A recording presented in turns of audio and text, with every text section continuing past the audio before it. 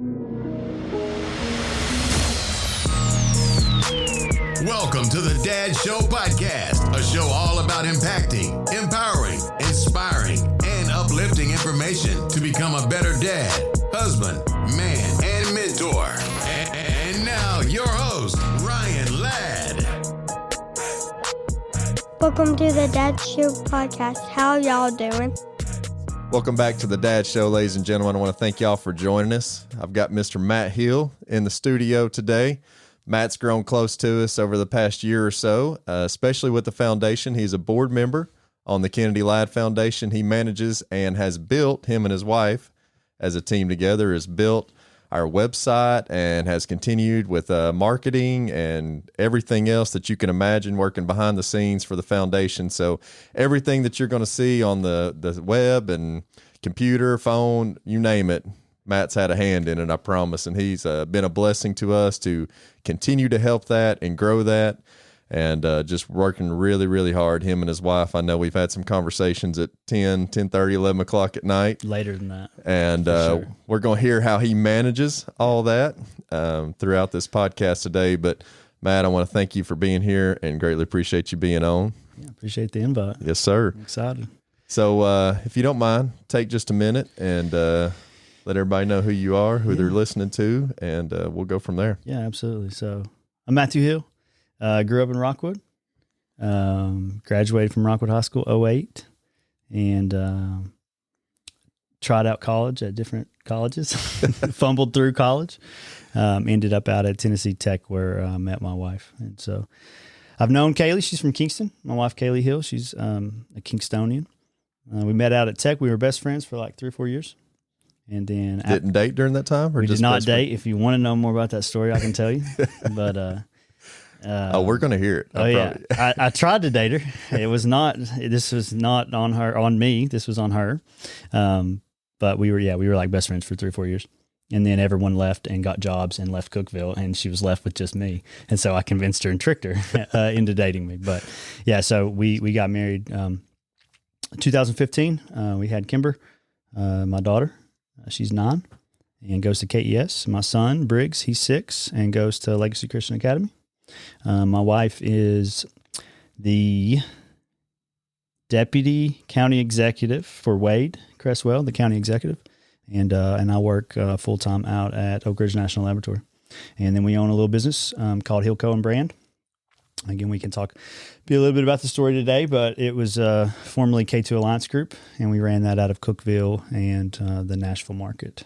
So we moved back to Roane County, and we said that we would never own a business again. And some people found out about what we did, and one thing led to another. And we actually ended up working with Wade on some stuff before he was in office, and the word really kind of started to get out then. And then at the end of the first year, we had a little over 50 clients. Wow. And I think we're probably closer to 100 this year. So this was K2 Alliance in Cookeville, correct? And then you kind of just shut down operations from that point and said, we're not doing this again. Yeah. What brought you back to Roane County? Yeah, so that's right. It was K2 Alliance Group was the name. Right out of college, I never really wanted to go to college. Me either. I didn't. Yeah, and my mom, she taught college. She kind of basically was like, "You're going," and so I'll never forget. I tell people all the time when I went to Tech, I actually asked the advisors, like, "What's the quickest way out of here?" The quickest and easiest way out of here, man. She said journalism or communications, and so I actually majored in journalism with a focus in public relations and news editorial. I never really thought I'd do anything with. My first job out of college was Enterprise Rent-A-Car, which was a terrible job. I hated it. In fact, I quit on my lunch break. Kaylee and I were engaged at this time. Wow. And I met her for lunch, and I was like, hey, I just quit on my way over here. She was pregnant, and she was just like, okay. So that was a shock. But from there, I ended up getting into radio. And I sold advertisements for a local radio station. And that's where I started to learn marketing. And but at the time, this was 2015, and digital was really starting to peak. Like like social media. People were kind of figuring out for the first time, like what influencer marketing and social media marketing and like what the landscape of that was going to look like.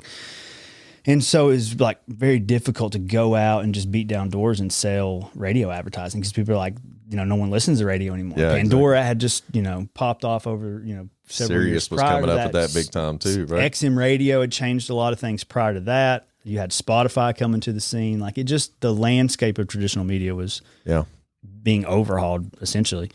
And so I talked to my sales manager at the radio station one day, and I'm like, hey, first off, are there people out there?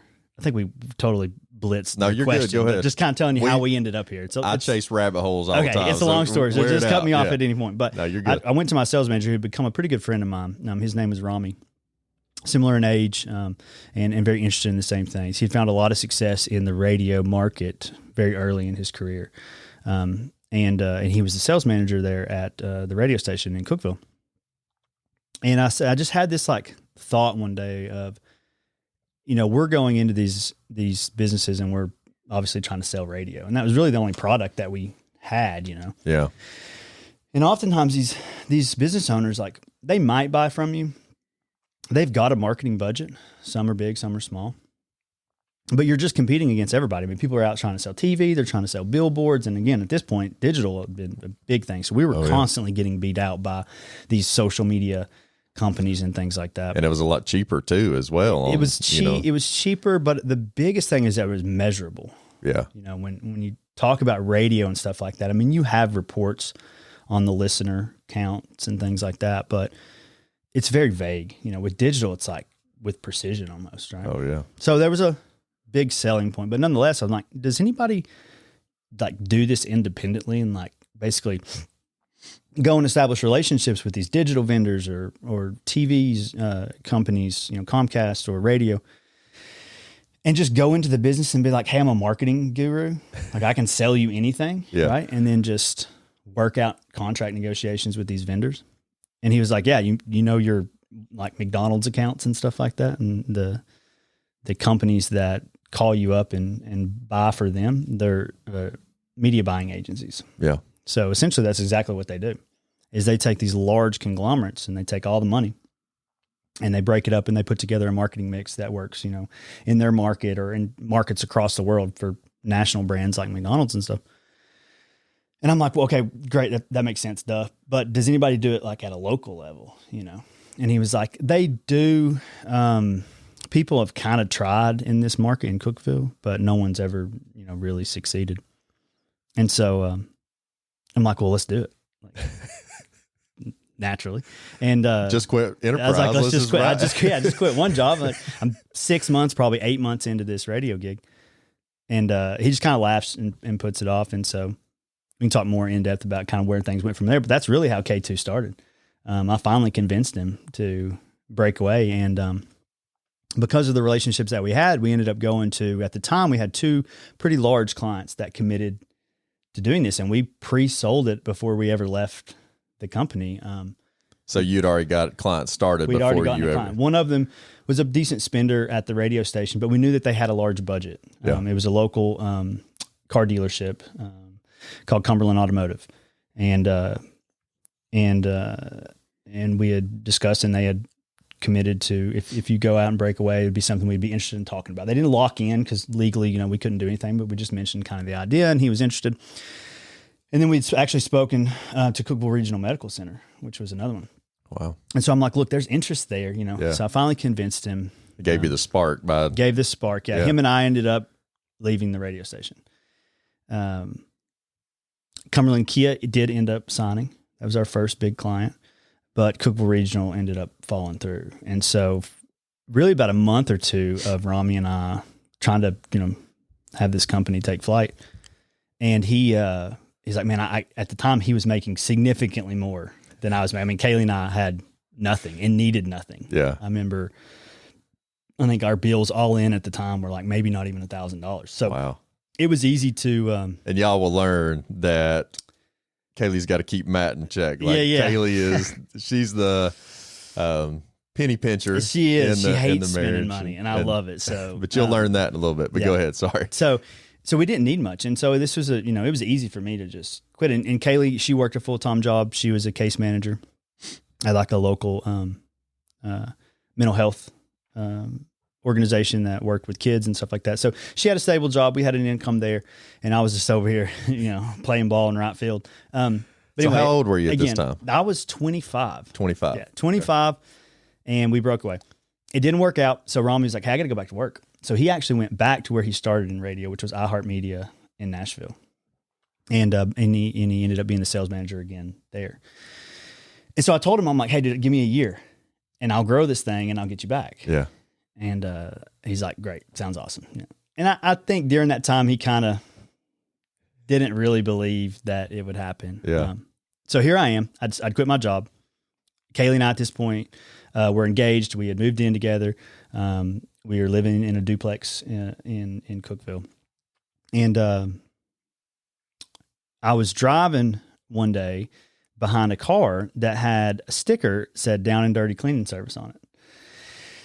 And I'd seen several of those vehicles around town. So I'm like, hey, I'm going to get on Google and look it up, right? See what this business is. I was literally going door to door again, trying to sell at this point, almost anything I could. And I really was focusing on like, hey, give me a budget and I'll break it up and I'll work with these vendors, the kind of same concept. And then I'll rake a percentage off the top and find and get an agency commission, which is very standard for the industry. Which is very beneficial to small businesses. Very business to small business because one, they don't know marketing. Yeah. And they have these people calling on them all the time to spend money. Exactly. And they're just kind of shooting in the wind and hoping for the best. And it never really works out. Yeah. So it's like, hey, I'll be the buffer between you and them. Anybody that comes in the door, you give them my business card, tell them, call your agent, call your agency, whatever it might be. Yeah. And then I'll work with them. Yeah. And it's a whole lot easier for you to say no. Correct. Than it is for me to tell my buddy no. Now they're not the bad person, what have you. Exactly. It gets them out of their hair and it allows them to leverage somebody that they trust and that, has their best interest in mind. Like you give me a dollar amount and I'll look at all the vendors and all the placement and I'll put together a marketing mix, obviously with your approval. Yeah. And then we'll buy. And then the idea was that as my business grows, as my buying power grows, I'll start to have leverage. And so actually the more clients that would join the alliance, the more money we would be purchased or the more money we would have to purchase power every month. And so we could call up these radio stations, these TV, companies and things and say, we want, this slot, yeah, this much frequency or whatever it might look like. And we want it at this dollar amount. And because you were bringing such a big clientele, you were able to get the discounts. I'm like, you have people out all day, every day, beating down doors, trying to get this phone call. And I'm telling you, I've got money right now. I've got checks right now with no one's name on them. And I'm hoping to write them today, but I need you to give me what, I'm asking what we're asking for. Yeah. So we can get into that a little bit more later because as that buying power really ramped up, I mean, it quite literally got to the point where we were calling up these old radio stations that we worked for and saying, hey, I've got $100,000 check this month to spend on radio amongst these 5-10 clients, whatever it might be. I'm putting somebody's name on it today.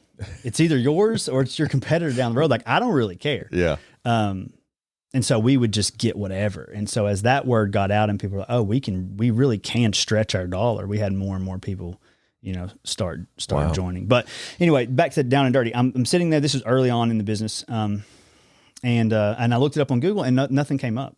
And so for weeks, I'm like, had this realization of like, there's potential here to just sell websites. Like if people aren't on Google, what do you have to be on Google? Well, at the time, Facebook wasn't really ranking the way it does today. It was, but not quite as much. Yeah. So it's like, you need a website. One day, there's this coffee shop in Cookeville called Poets. And I went there and it was early in the morning. I used to go there and work because I didn't have an office and I would just go out and I would stop there in the morning and I would kind of gather myself and where I was going to go for the day. And it was probably 7, 8 in the morning. And I saw a line of those cars, the down and dirty cleaning cars. And so I'm like, well, clearly that's their office, right? So I walk in there and there's this young lady. Her name's Jennifer. I met her and I basically pitched her on a website. I had no idea how to build a website, but I'm thinking I can find a vendor that will, or how hard really can building a website be? And she bought it. $900. That was the first website I ever sold. It's like $900. I had no idea. So being the, I guess, millennial, I don't know exactly what I am, but that I am, I went on YouTube like how to build a website. Oh, yeah. And I found this video, how to build a website, step by step, no steps skipped. And I literally just started, and I would watch 15, 20 seconds, and I would stop, and I would do exactly what it said to do. It was by a YouTube channel by name. The guy goes by the name of Tyler. I don't know that that's his real name, but if you type in Tyler and WordPress and website, you'll find it. And I just watched religiously his videos. And to this day, that client is still with me. Wow. And to this day, it's one of my highest trafficked websites. It's also one of my worst, but for some reason, it took off and it really enhanced her business and really got her a lot of business. And from there got us a lot more clients. And so that was kind of the start of like web development. Since then, it's become a whole career of mine, but yeah, that was really where it started. And so I would go door to door and just kind of rinse, wash, and repeat. I would go into these shopping centers. I would look at businesses. I would Google, for instance, if I went into a shopping center and there was a nail salon or something like that, nail salons, Cookeville, if they didn't pop up, I would just go in and I'd be like, hey, I was here. I searched for nail salons. You didn't pop up. How much would you pay me to get you to pop up? Yeah. Right? And so we started building sort of a base that way with the web clients. And then after a year, I called up Rami, and I'd landed a couple media buying contracts, and I'm like, hey man, I need help. Like, we're growing. During that time, I'd hired an assistant. I got pretty busy. Hired a girl from Rockwood, and she was working for me, and we grew. And I called up Rami one day, and he met with me, and I kind of showed him the contracts that I just landed, and he was like, I'm all in. So actually, Kaylee and I went to his house in Mount Juliet and met with him and his wife, and he was like, I'm all in. And so from there, K2 really began. That was the end of 2015. It took, or right at the beginning of 2016. And so it really took off.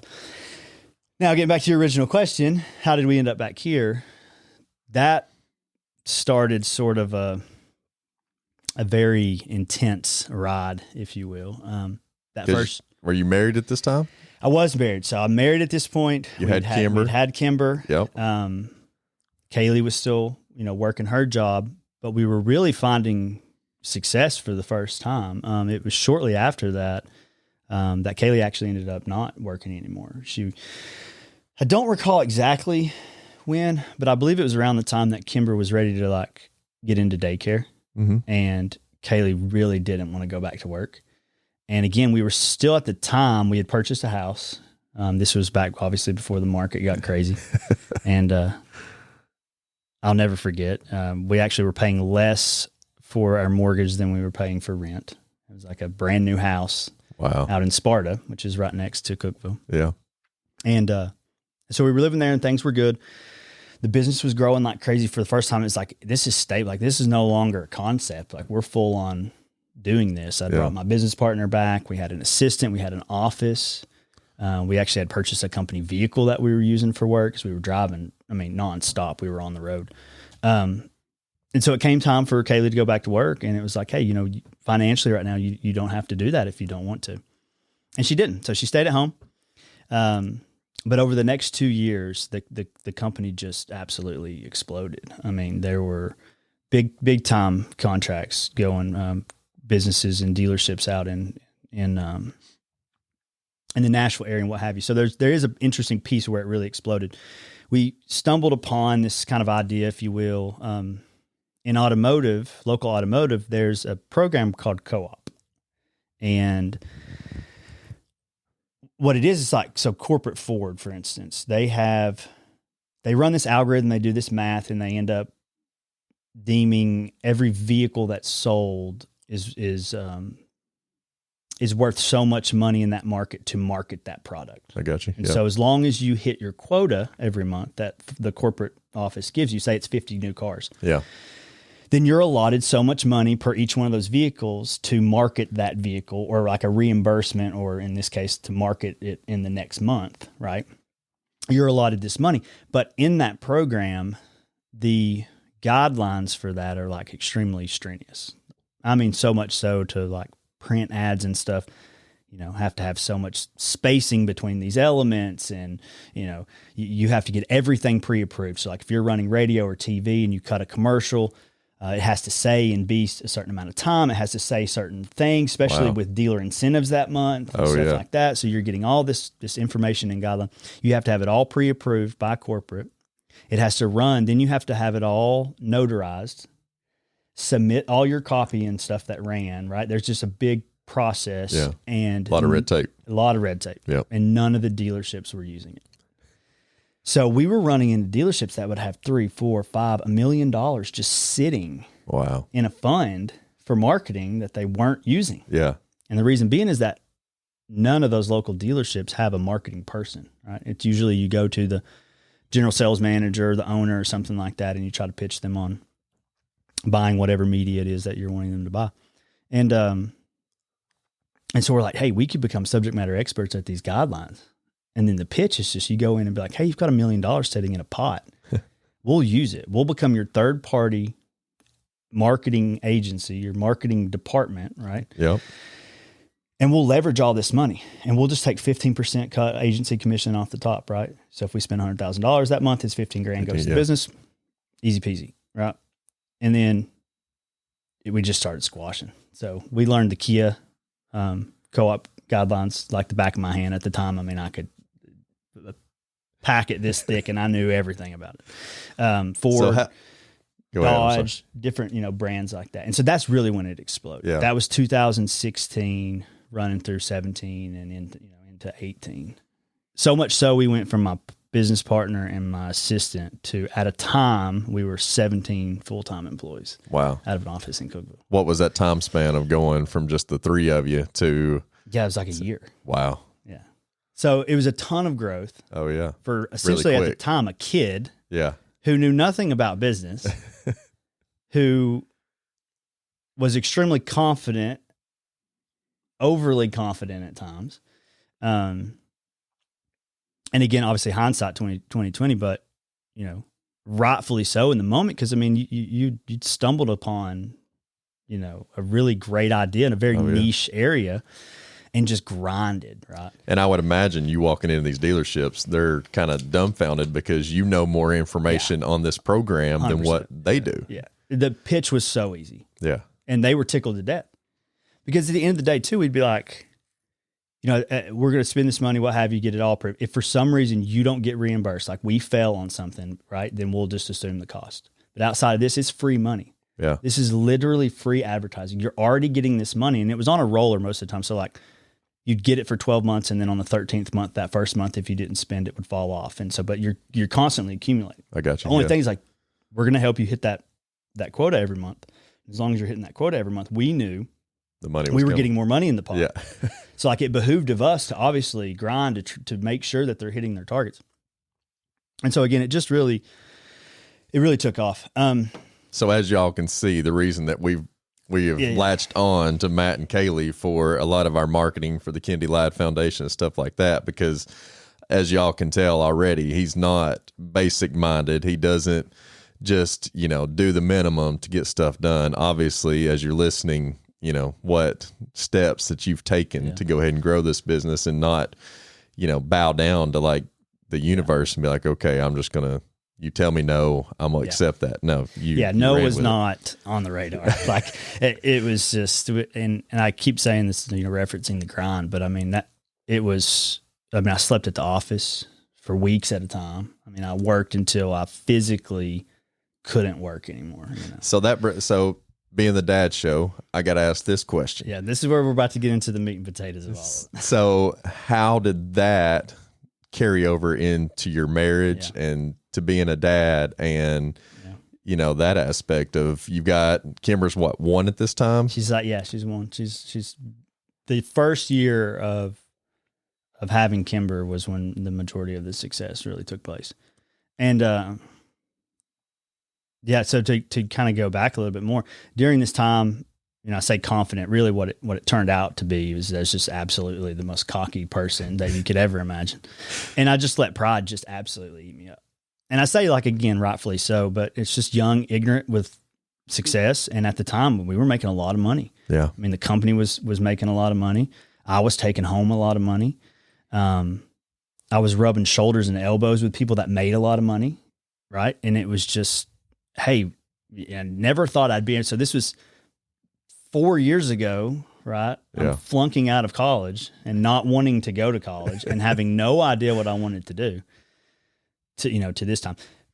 There is a part in this story though, to go back at when I did flunk out of college early on, or lost scholarships and funding. I didn't really flunk out, but, I had the decision to make of like how I was going to, pay for it. My parents, if I recall correctly, are pretty much like, at this point it's kind of on you, that I think the agreement was that if you maintain a certain grade and some funding through Hope Scholarship and things like that, that they would help, supplement the rest. Oh yeah.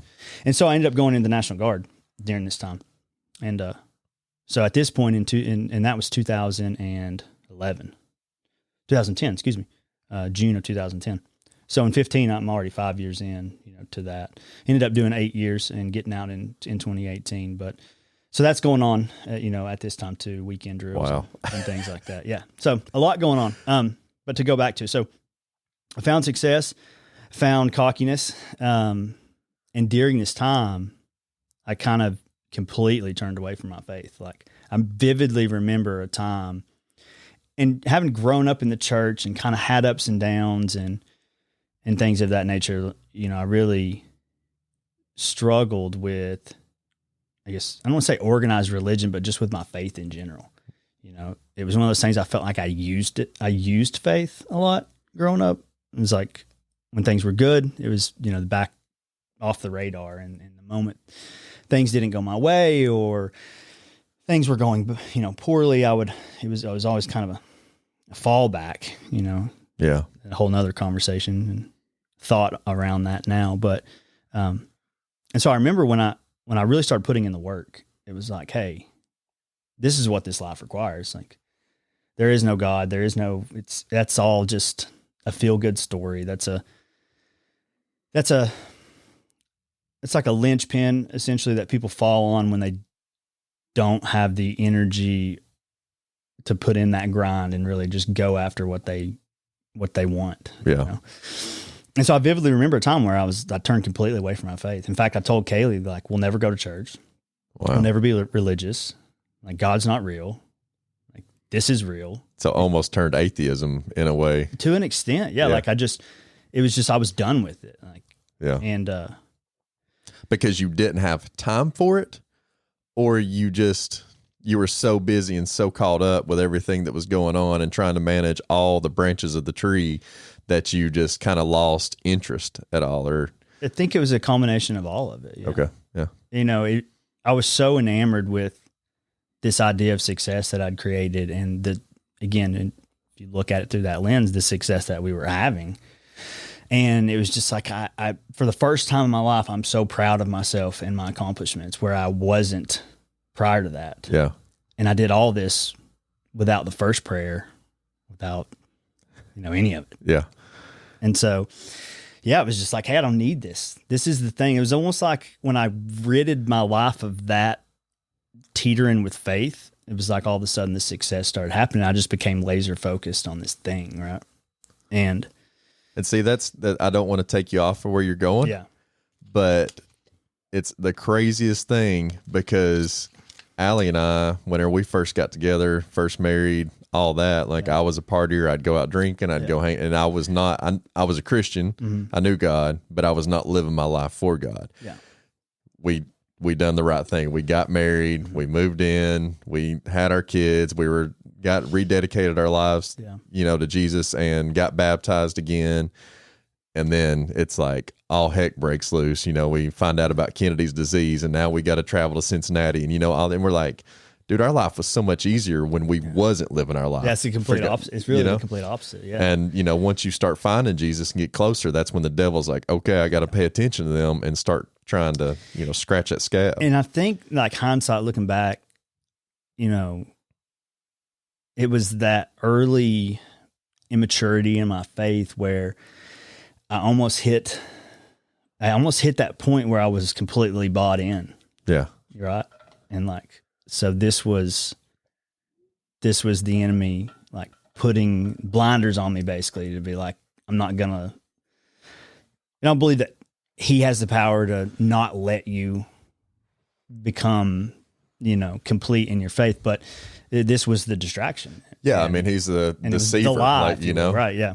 So during this time, like I said, I got to that point where it was just like, if you want to go get it, that none of this whole idea of faith and a purpose and a calling and all that is just, it's a fairy tale. Yeah. Right? And of course, then the wheels started falling off. So just when you think you can handle it all by yourself. Yeah, that when you're like, I'm the man, I got this. Yeah. I don't need you. And then, like I said, I vividly remember having these conversations with Kaylee, and when the wheels started to fall off, man, the wheels fell off. Like, it was just like the peak of success. And then you wake up one day and it's just under attack. And so again, hindsight, it's like, I felt like, God finally got to the point where he's like, I've had enough, if that's the direction you want to go, I'm going to essentially give you one more chance. And it's, I didn't want to have to get to this point, but to get my attention, it had to be dramatic because, like I said, the grind had become so extensive and the inability to accept no had become so intense that he had to really get my attention. The little things, the little bumps in the road were no longer cutting it. Yeah. During this time, to circle back to, and actually go back even previously, like I've always, I've always been a partier as well, and really struggled with alcohol at a time. I struggled with depression, anxiety, all these things, all through the early days of college. Again, so much so in 2011, I tried to take my own life. Back 2011, I was on a ton of medications for like mental health issues and things like that. I don't recall exactly, but I think it was like anywhere from maybe 6-7 different medications. Wow. And I'd gotten a lot of them filled one night. I essentially became an alcoholic. I think I drank like a whole bottle of vodka and I just turned them all up. This was living in Knoxville at the time. It was actually before I moved out to Cookeville. I was living with my cousin and she came back to the house and actually found me there. And then, obviously ended up going to the emergency room and that was a whole big thing. I didn't know that. Yeah. So I was suicidal probably throughout pretty much all of my early 20s. Again, just in this, like, just lost, really. I mean, that's really the best way to put it. Yeah. I knew what I needed to be doing. I grew up in church. I knew the word. I knew who Jesus was. I knew, all those things, but I never really wanted to accept it, Yeah. And that's where I go back to, like, as things got difficult, I feel like I really just used it. I was using it like I used everything else, whether it was drugs or alcohol or girls or whatever it might be. And, that, again, took me through. And so, again, it goes back to, like, when I started to come out of that and I graduated college and I found Kaylee and then found success and all these things, you can kind of see naturally how I reached this point of, like, hey, when I decided one day, because when I came off the medication, it wasn't the way it should have been done. I just finally had gotten to the point where I woke up and I'm done doing this. Yeah. And I just quit. Yeah. I uprooted from Knoxville. Again, wasn't doing good in college, and that's how I ended up in Cookeville. When I moved out to Cookeville, I moved out there knowing no one, like literally zero people. My brother was out there and my sister-in-law.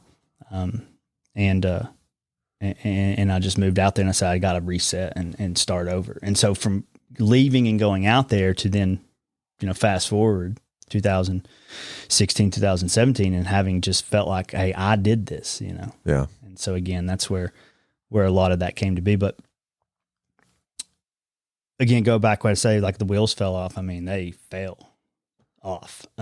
Before we continue that, though, I kind of I don't want to just skip over what we just talked about, because I probably should have started with all that. No. I'm a little scattered all over the place, but you're good. And we're going to, I don't know how many minutes into this podcast, people that are listening, we're going to chase some rabbits down this. Okay, and I promise you, we may not answer questions. And this may end up being a 3-hour podcast. I don't know. We'll break it up. We may end up having to do it again and put it into a sessioning order. No, we're good. We're good. We'll do all that in the post. But so there's a ton of people that, wrestle with depression, Yeah. that wrestle with anxiety, with stress, and, just the everyday pressures of life, man.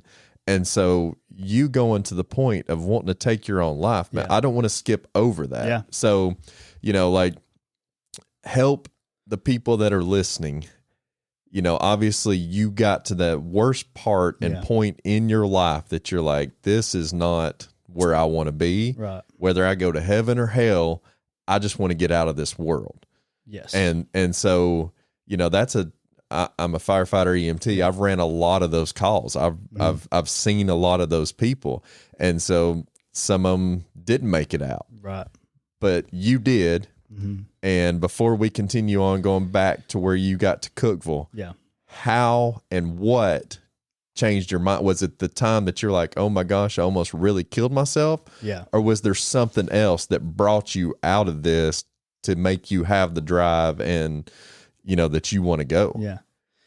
So I guess I should go back and really talk about where I guess a lot of the anxiety and things stemmed from. So I've, like I said, shared this before in a smaller setting, but I was sexually assaulted when I was younger, and that stayed with me for a really long time. Yeah. And so early on, just trying to, work through a lot of that and not knowing how really, I had kept this from my parents for well into my, I think 20s,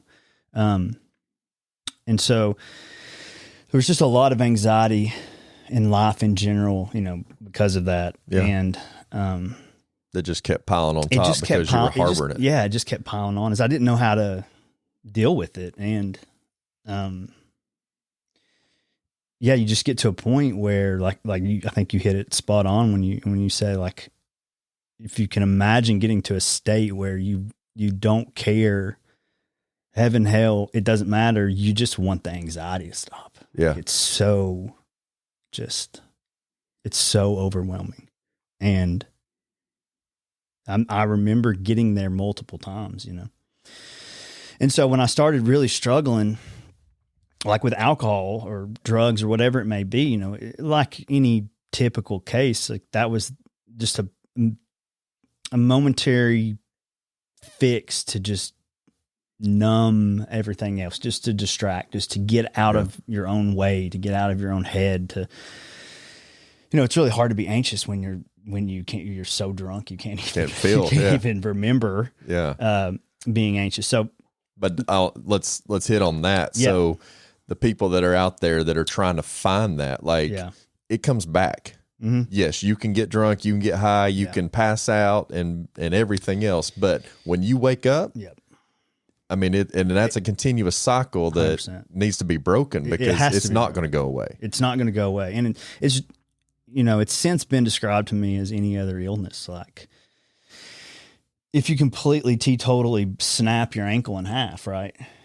And you just numb everything, or you don't walk on it, whatever the workaround might be, at the end of the day, your ankle is still snapped in half. Like, you're going to have to eventually address it and fix it.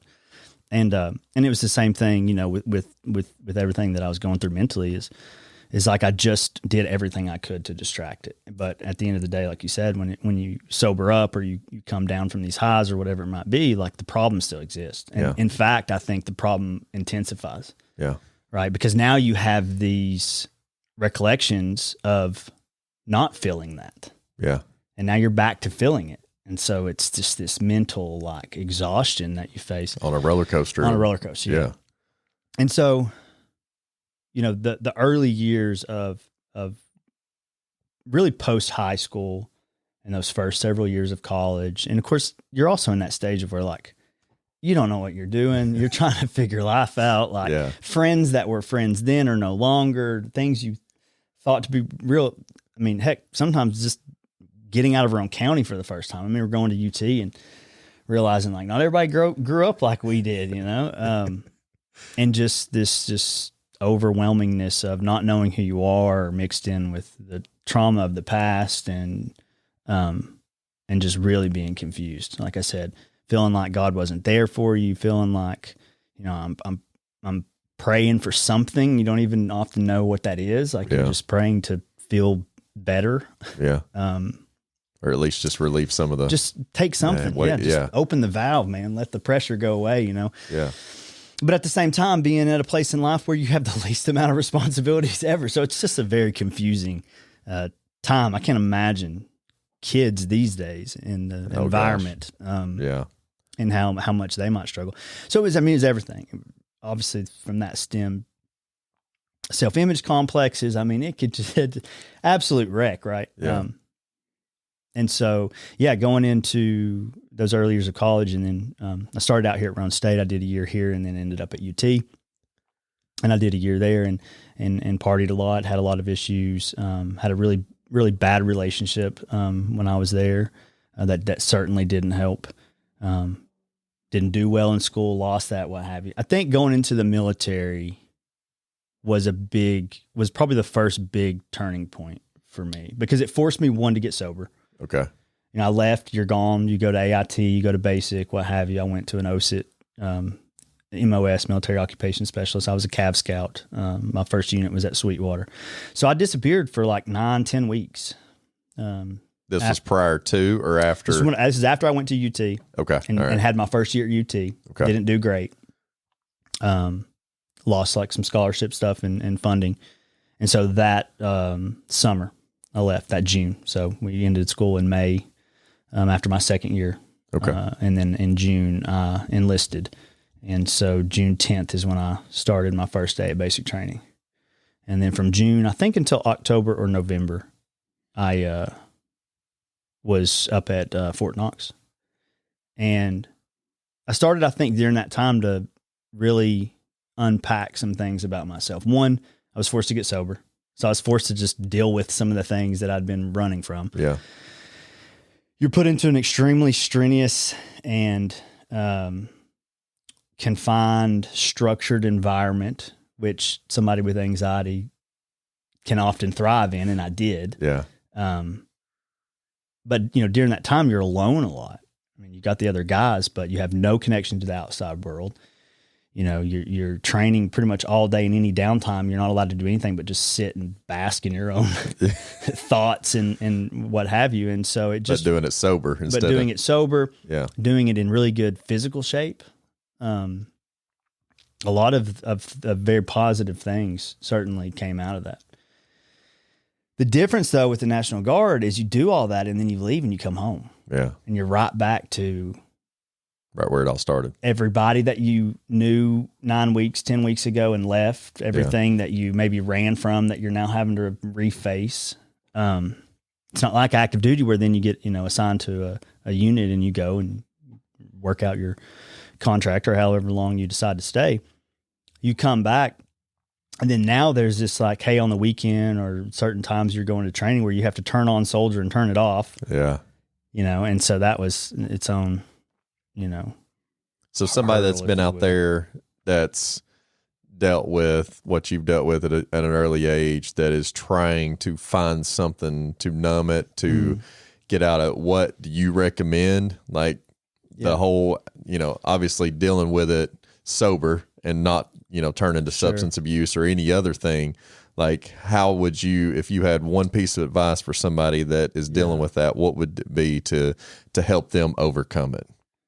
I think the quicker that you can get to the root of, the issue. Like for me, for the longest time, I didn't even realize it was anxiety. Yeah. I just felt different, and I just felt off, and I felt some days were really good and some days were really bad. Therapy never was real beneficial for me, but I think it was just because I didn't understand it. I think I'm sure finding a good mentor or, a good, a really solid therapist would certainly help you unpack some of those things. Yep. I think there's more knowledge and understanding around a lot of these topics nowadays that we maybe didn't have even just that short time ago. Yeah. So I imagine there's probably some more resources and stuff out there, but ultimately at the end of the day, you got to pinpoint what it is. Again, it goes back to the analogy of the ankle. It's like, if you don't know what's wrong with you, it's really difficult to work out a plan to remediate the issues that are caused by it. And so for me, hindsight, I would have just probably seen someone or just tried to understand, like, hey, well, I know what I feel, but like, what is the culprit? Like, truly, what is the culprit? And a lot of the anxiety, again, just came from not knowing where I was going, not knowing, what I should be doing. And just, it was just a lot of angles, to consider. Identifying it, again, hindsight, obviously, prayer, finding a great pastor or, again, mentor or somebody that can just help you. I wish I had me now, then. Yeah. So just, trying to find somebody that's had a similar experience or something like that.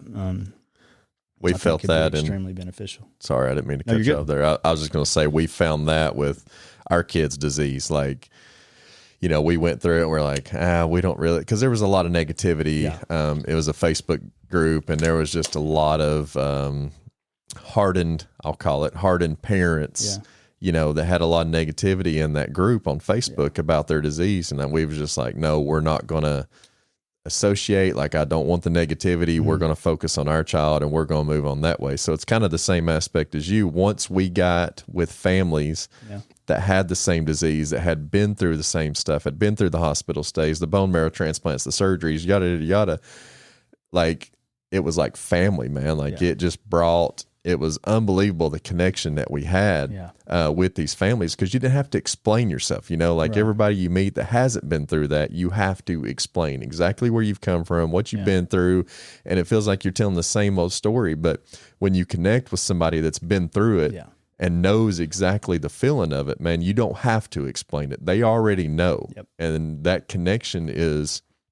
So please, if you're out there and you're struggling with something, no matter what it is, try to find, there's tons of Facebook groups for other stuff, like asking your community, your pastor, somebody that you can connect with, because I promise you, it will help you so much if you can just find that person and that group or whatever it may be. I'm sure there's nonprofits for most of everything as well. But find a resource. I'm begging you not to resort to substance abuse, to working your life away, to everything. Just like Matt said, hit it head on and go after it.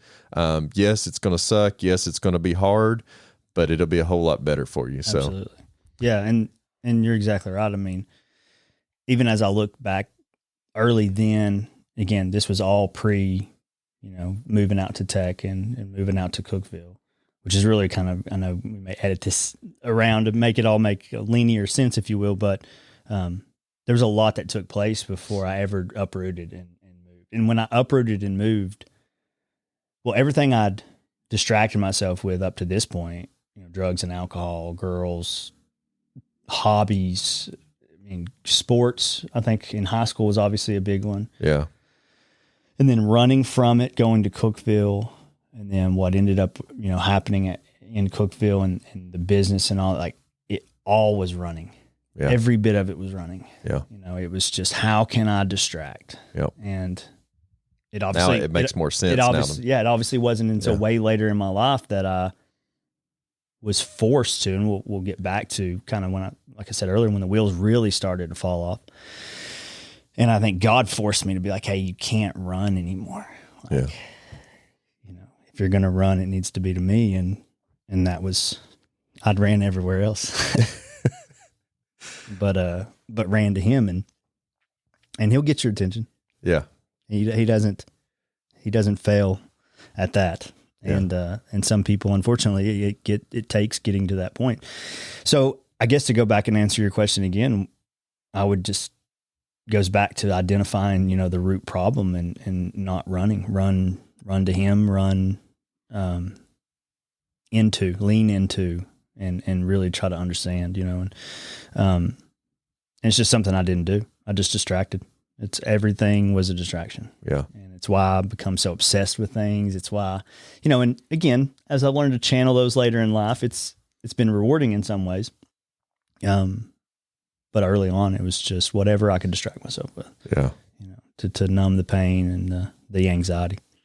And I have to say, like, if I'm going to add something to that, one of the main things that I took, actually, I'm going to say two things. One of them was a guy at work. I was kind of new beginning in my faith, almost like a brand new baby deer trying to walk is how I looked trying to walk with God. And a guy at work told me, we just found out about Kennedy and knew about that. And he's like, Ryan, like, you're trying to walk with God. You're trying to do everything and you're praying to him. But there's going to come a day when you're not going to be able to pray. But I want you to know that God understands your tears. And me being me, I was like, dude, whatever. Yeah. Like, no matter how hard I'm crying, no matter what, I can always say a prayer in the back of my head. And it hit me one day. Yeah. I was at home and I was crying so hard that, and this was very early on with us finding out Kennedy's diagnosis, that I just hit my knees, dude, and I threw my hands up. Yeah. And it was literally like God reached down and picked that weight off of me immediately.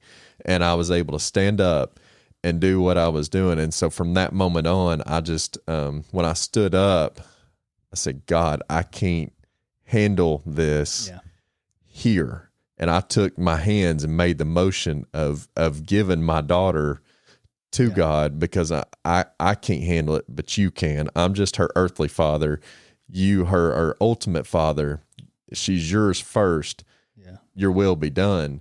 And so whether that's a child or whatever you're dealing with, or, anything of that nature, I ask that, not only do you turn to God, not only do you turn to that group like we talked about, but I mean, and it may be, people may be laughing, may be stupid to think, but man, when you take the motion of literally handing it to God and telling him to take it, it feels like he takes it, man. And so I was able to do more stuff, be stronger for my wife and for my daughter through everything that we've been through. Oh, 100%. And I think you're exactly right. I mean, the thing I would add to that is that, like, I find that I have to do that very often because I'm still very immature in my walk. Yeah. Like, extremely immature. I find myself falling into those same tendencies, I find myself allowing myself to be distracted. It's not as intense today. It's not as detrimental. It can be,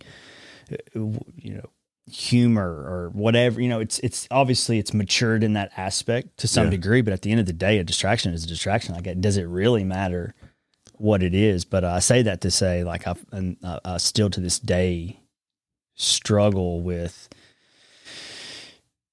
I don't want to say forgetting, but like forgetting how I got here and who I am and why I am and where my faith is. And so I think, I said earlier, like, I have this idea early on of, like, I was using God. It was like when things got bad, it did seem like it was a ripcord. Yeah. Right. Yeah. And hindsight, I've said that a million times, but he has pulled me out of each one of those occurrences. And it's probably been about a year ago I really started thinking. In fact, I talked to JT I was like, man, one day I would love to write a song, as nerdy as that is, about this concept of using God. Yeah. Because that's really what he died for. Yeah.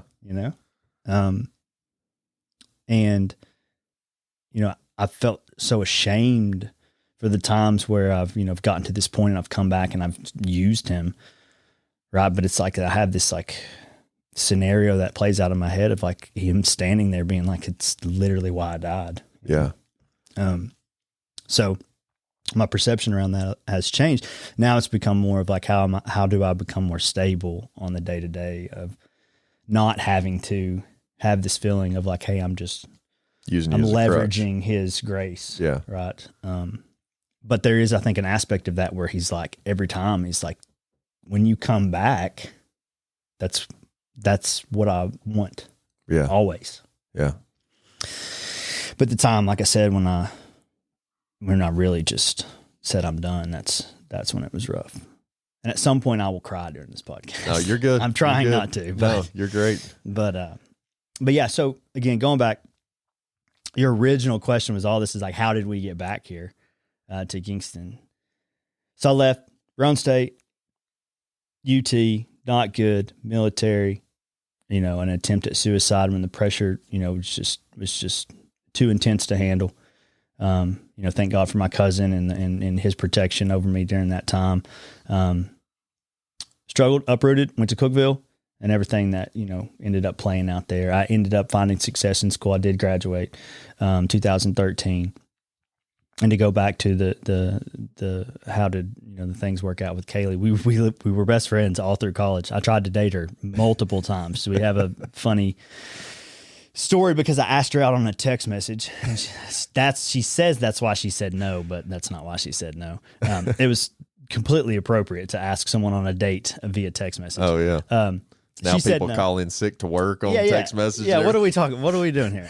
So we ended up best friends. But really the truth is that everyone graduated and, we all started kind of to figure out what was next in life, and that chapter was closing. And so we all were getting jobs, and I had gotten a job at Enterprise to rent a car, and Kaylee had, she'd been working, but she had been interviewing elsewhere, and she interviewed for a job out here in Knoxville.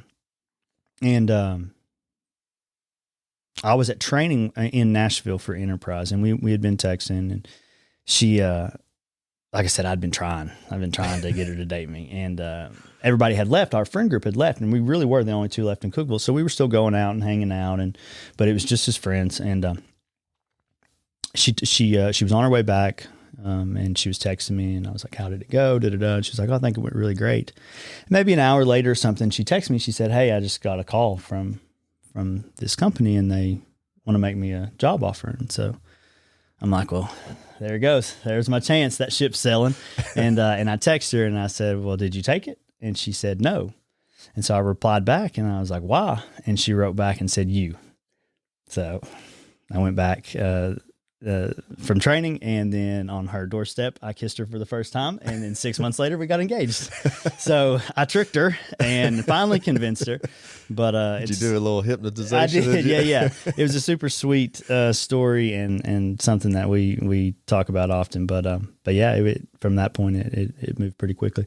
And like I said, then we ended up quitting my job on my lunch break, and then the rest of the story picks back up. But yeah, so I guess to go back really where, I said the wheels fell off. This is, I guess, the last sort of part of if you will, my testimony. But so we'd gotten to that point, we'd found success, and completely turned our back on God, on religion, on church, on all of it. And during that time, the grind of working K2 and the long hours and what have you, I had been on and off Adderall for like ADHD and things of that nature throughout pretty much all of my early adulthood. Never had an issue with it. In fact, in a lot of ways, it was very beneficial.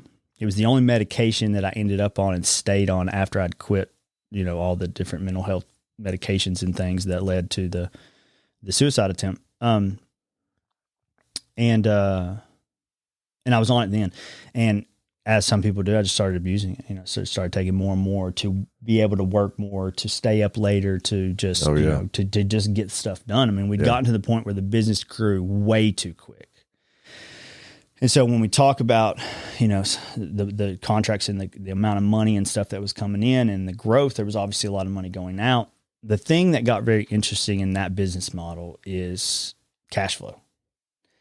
So all of your vendors that you're buying media with, they all have different terms. Yeah. Most of them are you owe your bills within 90 days. It's net 90. Some are 60, some are 30, some are 120, some will work with you, right? Some are like, hey, as long as you're giving us a certain amount of money every month, like we'll just keep this relationship going. But when you imagine that you've got all these different buys that you're buying on behalf of all this other money coming in. Oh, yeah. So I'll put it this way. You make a buy on a co-op program. That company, that business doesn't hit their quota that month. So they have to lag a month, or the fund gets lower, what have you. You're trying to make a lot of stars align within the terms of what you owe money to the vendors. Yeah. And so we ran into a huge cash flow issue.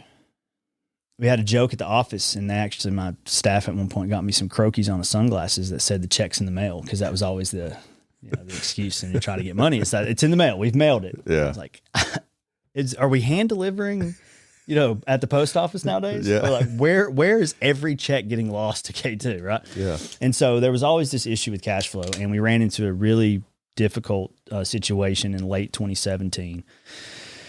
And what ended up happening is iHeartMedia, we owed them a pretty substantial amount of money. The money always came. Yeah. Our accounts receivable was as legit as any.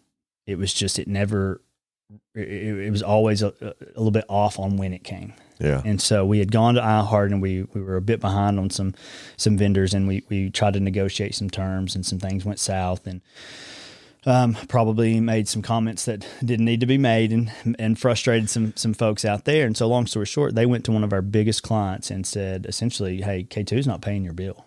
They're buying on your behalf. They're spending your money. Yeah. You're paying them, but they're not paying your bill. Well, like any other business, we look at it as all the money comes in and then all the money goes out. Yeah. At that point, we're not buying on behalf of Miracle Ford and just specifically taking their money and paying Miracle Ford's vendor bills, right? Oh, yeah, yeah. We're looking at it as all this money comes in, and we've got all this money due. Yeah. And as long as we're hitting that every month, then it's just like any other business, Yeah. right? You don't go do a landscaping project, right? Yeah. And have bought a lawnmower. And because I paid you for using that lawnmower, you're going and taking that money and directly making sure that you pay that lawnmower, right? You're just looking at the business operation and running it that way. That obviously didn't set well. And they dropped. They pulled their contract. Wow. And then from there, another one found out, and they pulled. And then they started talking, and they pulled, and they pulled. And so we went from just this high of high to an absolute scramble. What time frame? This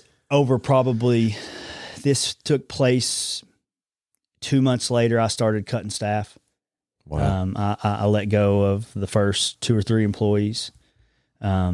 It intensified, and over probably 6 to 8 months, I think we were back down to like 2 employees and Rami and myself. So we're talking about a time frame of less than 2 years that you went basically from nothing to in a extreme year success. to extreme success. We're talking multi-million gross as a company. We're talking not even, shy of a couple 100,000 gross. This is not obviously what we were taking home, not even remotely close, but just as a business in that first year to over $1 million the next. And then in year 3, we're talking, several. Wow. To 6 to 8 months, nothing. Almost nothing. Yeah. Wow. Because when the wheels started to fall off, they fail. Yeah. And you can imagine you're talking, these are big accounts. They were big contracts. Obviously when it first started to happen, we went to the banks and tried to get, a line of credit or something. Yeah. And the justification was like, look at our accounts receivable. We've got 2 years of great accounts receivable. And you can see here, everything always came, and the money did always come. Yeah. We're like, it's just not always coming in the time frame that we need. We need funding. But I'm 27 at the time, we have a mortgage on a house, but we don't own anything outright. The business consists of an office we pay rent on and a bunch of MacBook Pros. Like we have no collateral. We have nothing for them to come, leverage the bank. Yeah. And we just couldn't get a loan. Hindsight, there's some people I'm sure I could have called and had them co-sign and do some things like that. And other business owners that I now know that if they'd have looked at our accounts receivable, probably would have been like, I'll give you the money. Yeah. Can I be an equity partner? Yeah, exactly. Right? Because the model that we had worked. It just, we ran into a cash flow and really an ignorance problem, and I didn't know how it worked, and I didn't know how to secure funding. And so, like I said, when the wheels fell off, and we lost everything. I at that time was addicted to Adderall. I was doctor shopping and getting it from multiple doctors, which it ended up finding out. And so overnight I'd lost pretty much all my well-being financially and all of the drugs that were holding me up and went into withdrawal and just a miserable time. This was actually, we had Briggs at this point. So Briggs was born through all of this. So here I am, unable to provide financially, unable to provide as a father mentally and stability. Like I just was a mess. Yeah. And that same time, this was 2018. So in 2018, I also had finished out my contract with the National Guard. And while I was in with the National Guard, I had a life insurance policy. Well, getting out of that, I lost my insurance. Kaylee not working. Yeah. And me being a small business owner, our insurance was supplied by TRICARE through the military. And And so the first thing I did was like, hey, I need to apply for a civilian life insurance policy. So I went down to the local shelter agent there in Cookeville, and took out a life insurance policy. And, they come out and they do a physical. And they came to my house, they did the physical or what have you. I'm again coming out of probably a month now of withdrawals, and finally, honestly, to the point where I was able to get out of bed and start to get on the computer again and do anything. Yeah. And a week or so later, I got an email that said that my life insurance policy got denied. And so I'm like, okay, why? And so I had to request the results or what have you, and so I ended up getting them, and my liver enzymes were like in the thousands, like my AST, ALT, bilirubin, like anything liver related was teetotally jacked up. Wow. So I'm like, well, obviously, some of that, the extent of the withdrawal and all that is like, because there was a time during that when I remember talking to Kaylee, and I'm like, something is not right. Yeah. This is not just withdrawal. Like I've gone through withdrawals from other substances and things like that, and this is something is more. And so when we got that report back, it was like, okay, we got something. I'm not also no longer healthy. Like this stress, this anxiety, this business literally has almost killed me. Yeah. And so I started seeing a client of mine was a clinic. So I went to him, and he started running tests, and we ran tests for a couple of weeks. He ended up running a test for hepatitis C. And so the way that they run this blood work, as you I'm sure know, is they test for antibodies. Mm-hmm. Right? So if you're positive for an antibody, they assume you have the virus. Yeah. And I tested positive for hepatitis C antibodies. And so he calls me up one day. He's like, dude, you've got hepatitis C. And I'm like, obviously, I'd only seen what I'd seen on commercials and stuff like that. So I do what everybody does, and I went to Google. And it's terrible. I mean, that's a terrible disease. Oh, yeah. So we're going back through like how, first of all, I never did, I never what was intravenous in whatever, when it's drugs that are you're not shots, shooting up at all. Yeah. Right. I've got tattoos, but they were with reputable, stuff like that. So I'm like, I have no idea how I could get, hepatitis C. Long story short, I didn't have insurance, and there was a program there. So there's a medication now called Epclusa, and it had recently come out, and it's essentially a cure for hep C. And so I'm like, that's a positive. Yeah. Because he told me, he said, when he called and told me, he said, but the good thing is that they are careful about calling it a cure. It'll go into full remediation and live a normal life. Yeah. It's like $1,000 a day for the pill. Yeah. Wow. You take a pill for a year. And so basically $365,000. More. We didn't have any money. We was broke again. Like broke, owing money. And so obviously I'm like, how can anything get any worse than this? There was a program that I applied for, not having insurance. Not having insurance was God sent. Had I had insurance, it would have broke us. Yeah. Not having insurance, I was able to qualify for a program where you could be considered as part of like another trial and this, that, and the other, and I could do it for free. Wow. Literally for free. I applied, got approved, this, that, and the other. He goes to get ready to put me on this medication, and the last test they have to run is a viral load test, essentially to see how much of the virus. My understanding is to kind of see how much milligram of medication or whatever they scientifically do to decide what to put you on. So I get this viral load test, and I get a call a day later, and he's like, dude, you don't have hepatitis C. He's like, you've got the antibody, but you don't have the disease. Wow. And if you look up, like, that doesn't happen. Yeah. It's not a thing. And so here we go. We go down a rabbit hole for like maybe 6 months, this is 2018, 6 months, a year maybe. And I ended up at some specialty doctors and this, that, and the other, and had a biopsy and what have you. And luckily they sent it off to Vanderbilt. They got to that point, that intense, and they sent it to the liver unit there at Vanderbilt, and it was like the same day they diagnosed it with autoimmune hepatitis.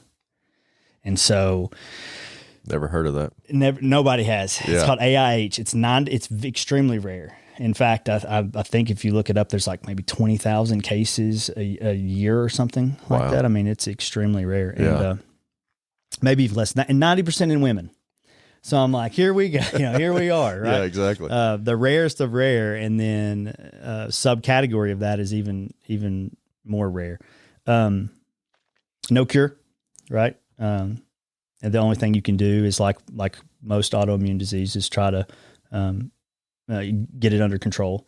And so I went on a very heavy dose of prednisone to get this inflammation and stuff in the liver, to get the liver enzymes down, and then an immune suppressant drug to lower my immune system or the activity so that my body would essentially stop attacking my liver. Yeah.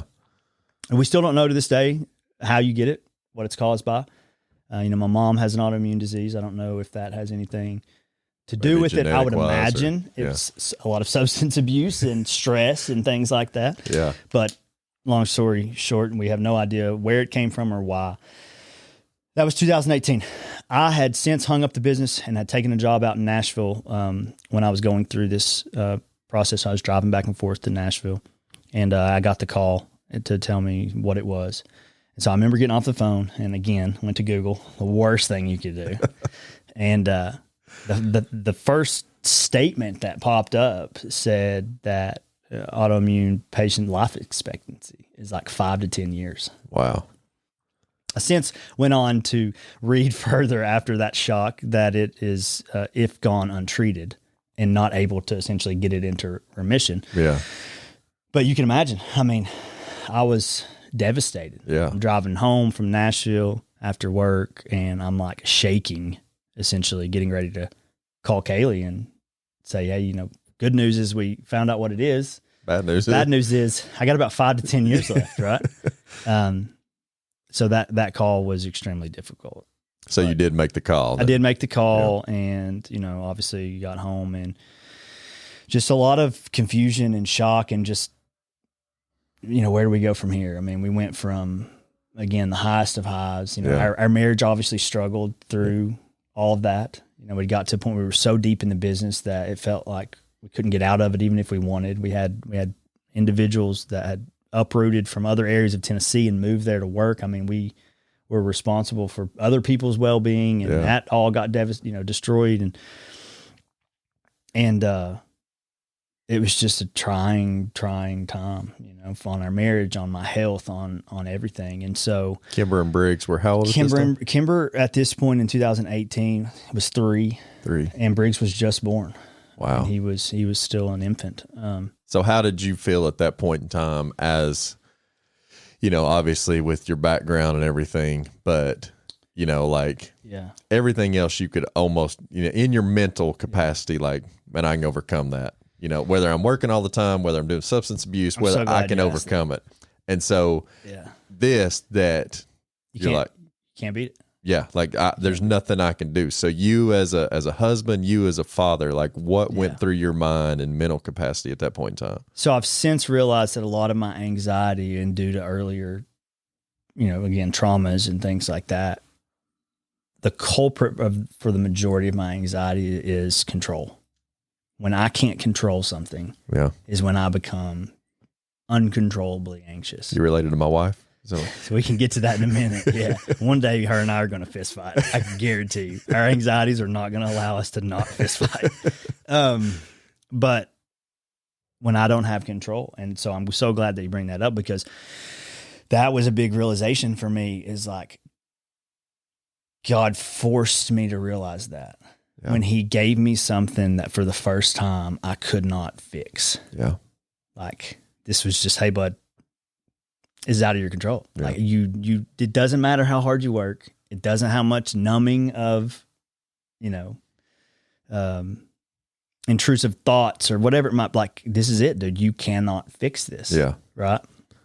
And like I said, that was for me, unfortunately, as devastating as that news was and is even still today. 'Cause I'm still affected severely by this disease. Few people know that I have it. And we can talk about that in a minute, but it was like, I'm going to plague you with this, essentially. Yeah. You're going to have this for the rest of your life. You can't get rid of it. There's nothing you can do about it. Right. And it gave me really no option, but for the first time, to start to come back to, the root, come back to my faith and to fully rely on him. Yep. And again, I hate that it came to that. Yeah. It's such a weird place to be when you're almost thankful for what could be and maybe one day will be a terminal illness. Yeah. But it's something that helps me every day remember that I can't not have him. Yeah. And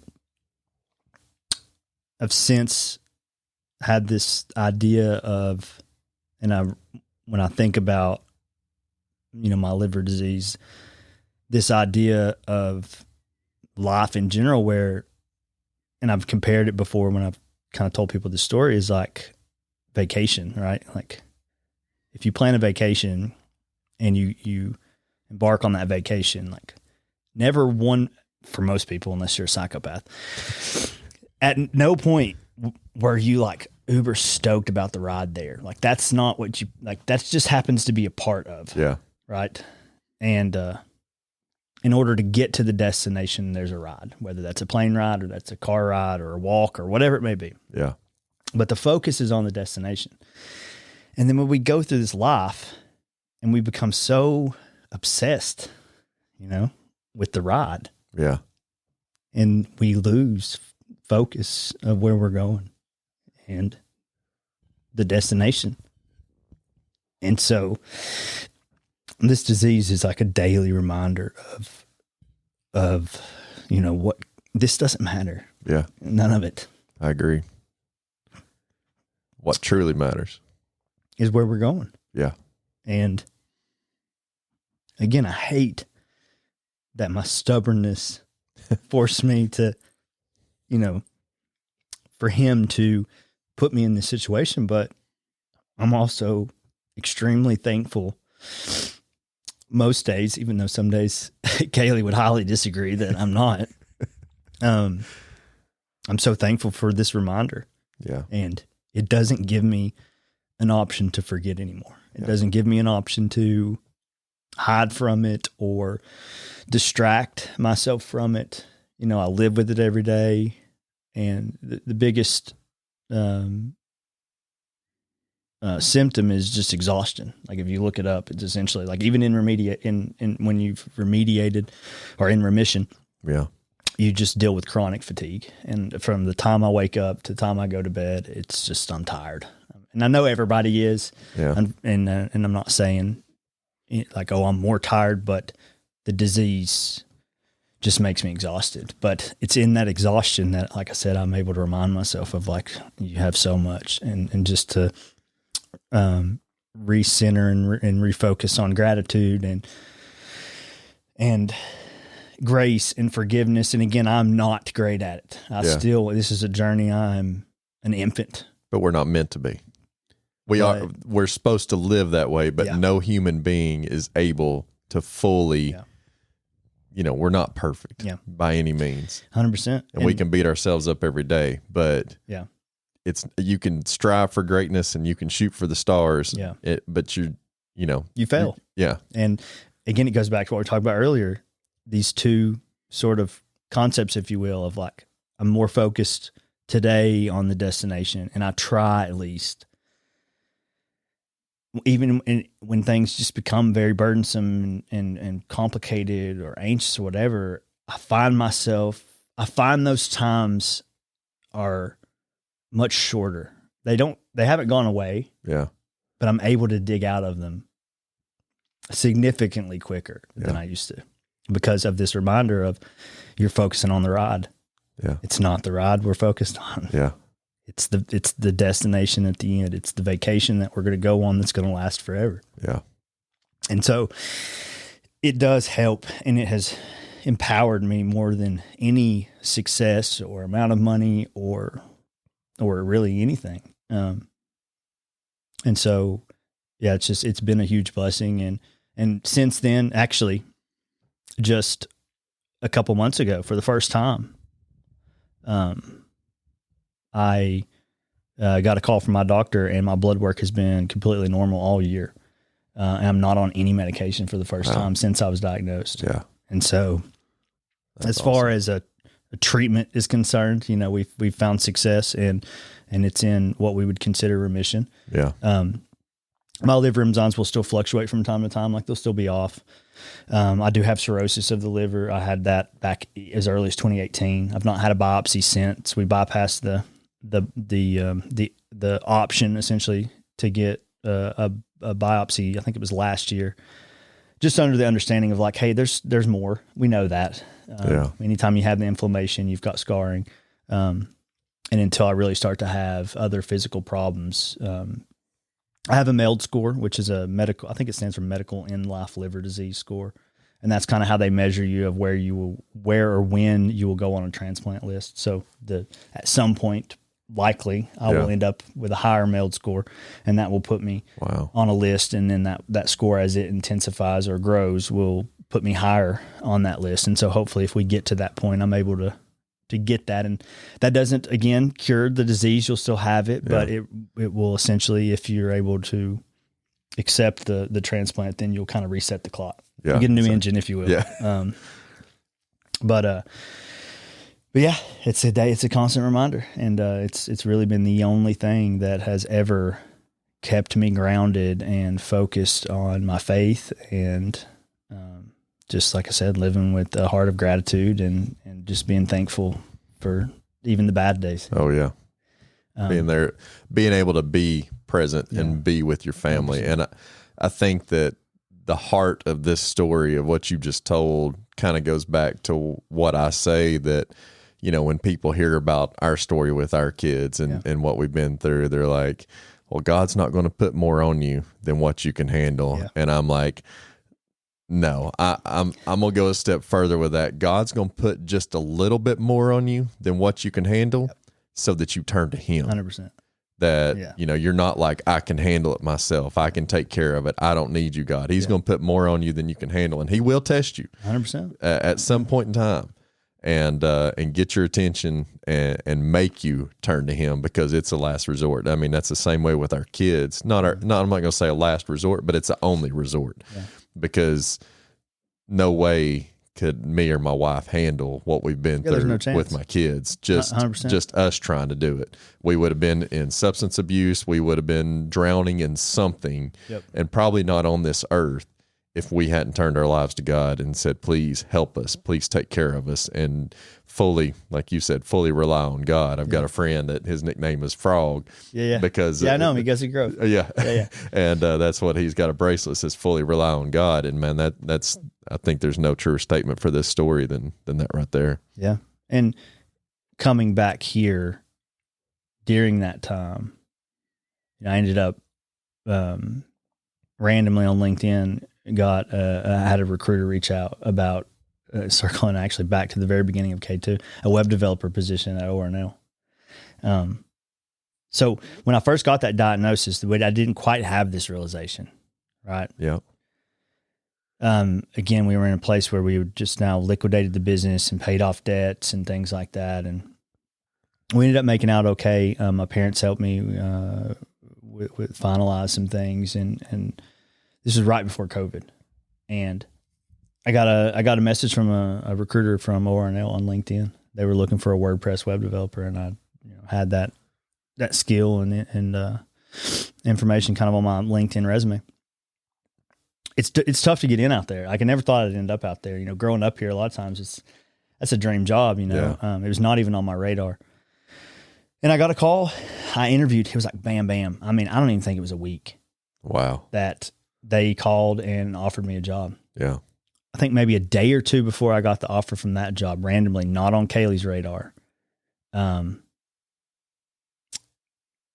Aunt Debbie, who is friends with Pam May, Pam and her had been talking, and Pam needed a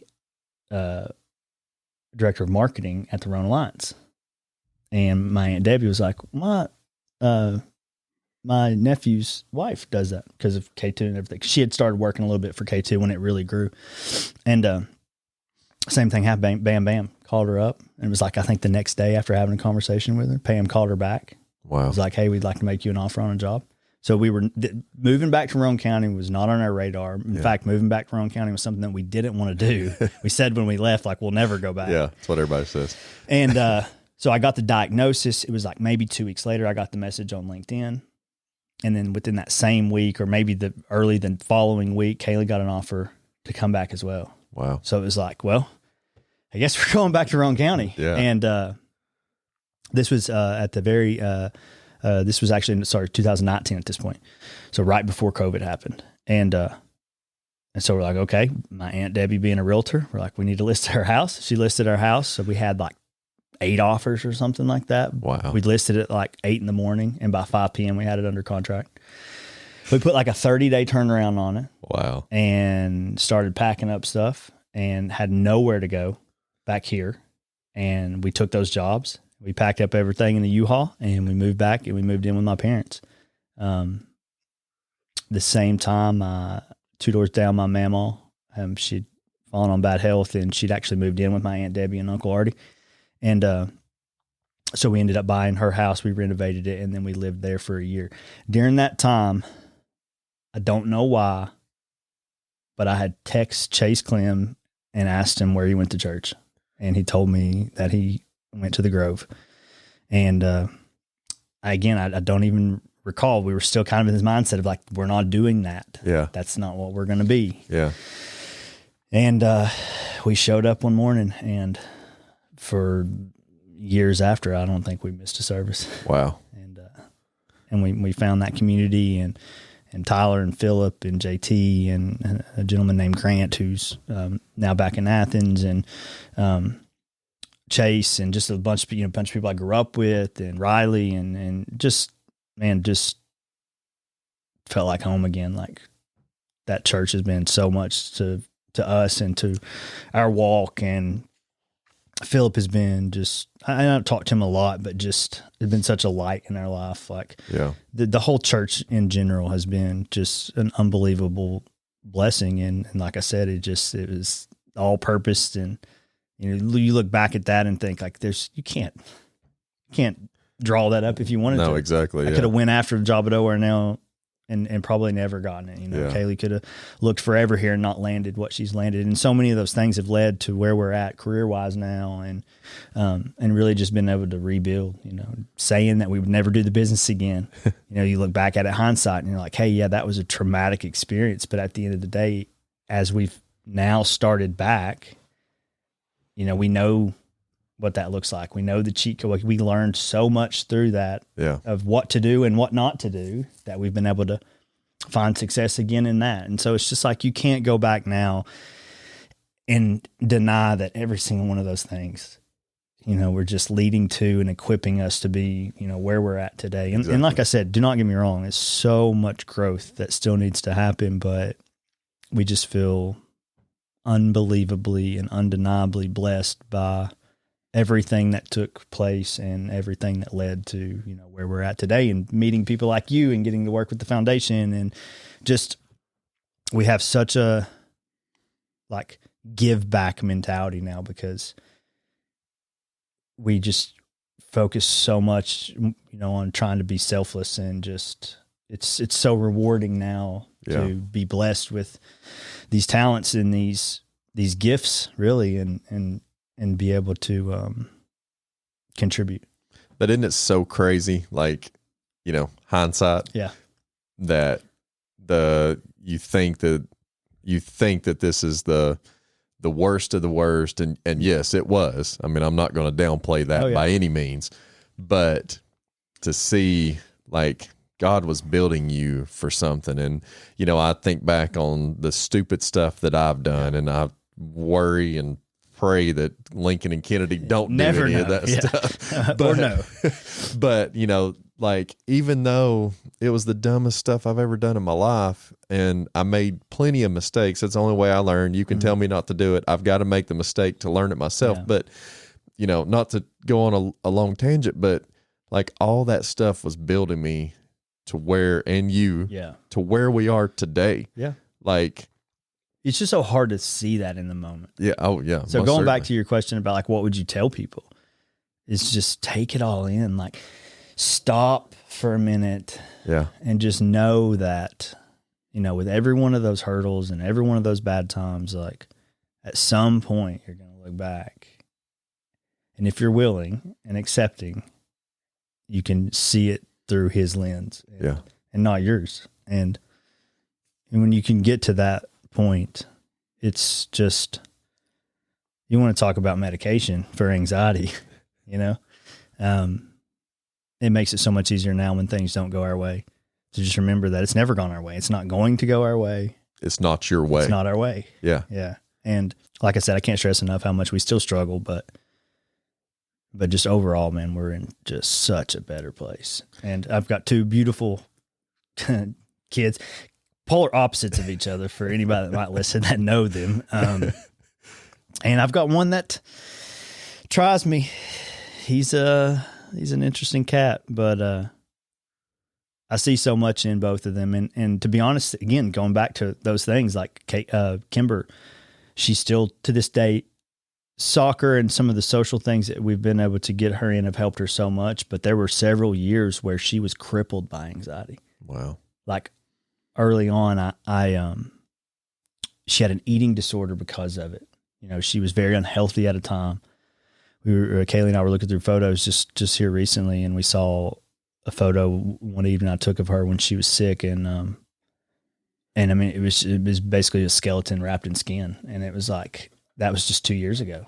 So what do you think was the cause of that initially starting? Because kids aren't born with anxiety. So you know what I mean? That's been a question that we've asked. It's like some of this stuff I feel like perhaps is inherited. I don't know. But I say that because, again, this is not me when I say this. Don't hear what I'm not saying. It's not me saying like, oh, I was able to help her, but because of what he put me through. Yeah. We were able. Number one, you was able to recognize it. Was able to recognize it. Yeah. Like quickly. Yeah. And now she recognizes, like she knows when she's anxious. She knows exactly what it is. She knows exactly what it feels like. She can delineate between nerves and anxiety. Yeah. Or actual, like say stomach sickness and stuff. Cause she gets stomach migraines. That's her anxiety is really in her stomach. Okay. But like I said, what a blessing. I'd go back through all of it, to be able to help her. Yeah. And, so there's just undeniable when you look at it, how he was crafting and molding and preparing me to be, like you said, their secular father, if you will, their worldly father. Yeah. All the way to the ADD and the rambunctiousness in my son, and we're still learning, again, every day how to be better parents, but it's just, I can't harp on enough that it's just, you got to slow down. You got to think about it through his lens, and really the sooner that you can do that, the better off that you're going to be.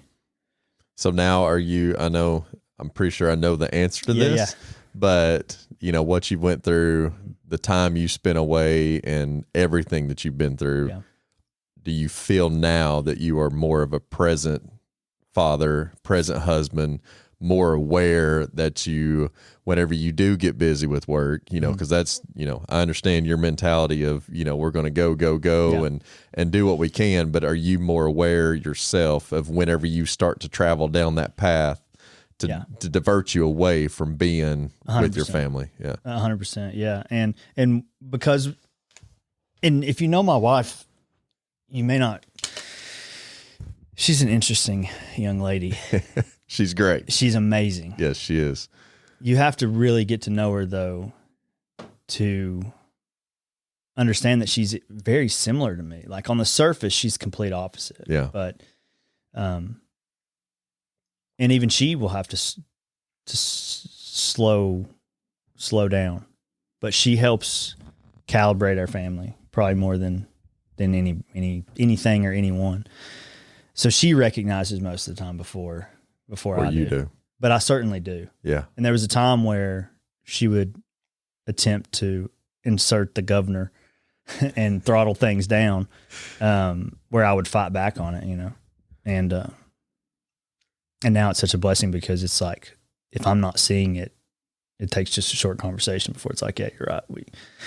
Yeah. We're getting back to that point. Again, Exactly. It goes back to, we've seen what that looks like. And so we can see ourselves start to, migrate in that direction. And we're like, we're not going there. Again, not perfect at it. But our kids, I think are much better off because of the trials and things that we had to go through. How about your marriage? Is it stronger with what you've had to go through? Oh yeah.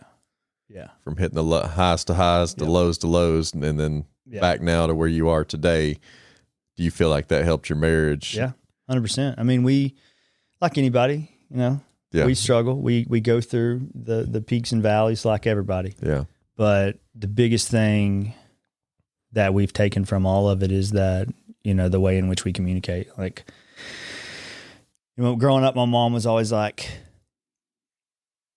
anytime there was an issue, it was like you would sit down and you would just put it all out there, and you'd sort through it. And you'd take the pros and the cons and you would just kind of analyze everything. And that's always stuck with me. And Kaylee and I have really adopted that, in our own marriage. And there was a time where we certainly didn't. Again, I was and still struggle with being a very selfish person. Yeah. It's just who I am. I know that about myself.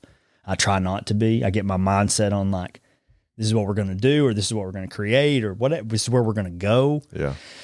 And it's hard sometimes to, talk me off of that. But I've just, realized like most that, you just have to slow down. You have to communicate.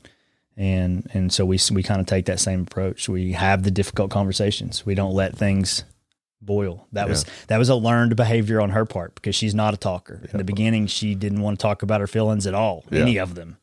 I think that's most women too. Like me, like if me and Allie have something that's, sitting there, we have to talk about like, I want to get it out. Let's hash it out. Like you said, let's fist fight if we need to. Yeah. I mean, because it causes so much anxiety. Like if you don't, and that sits with me and my personality, that's one of those drivers for that really high anxiety. Yeah. And when I become anxious is when I become my worst. Yeah. And so she's realized that, and thankfully so, she's overcome that. I don't want to say inability to communicate, but the lack of desire to want to communicate. And we've become extremely effective communicators, and there's no holding back on how you feel or how strongly you feel. Yeah. And we talk every day about something. And again, we're not perfect. No, we're still growing significantly year over year.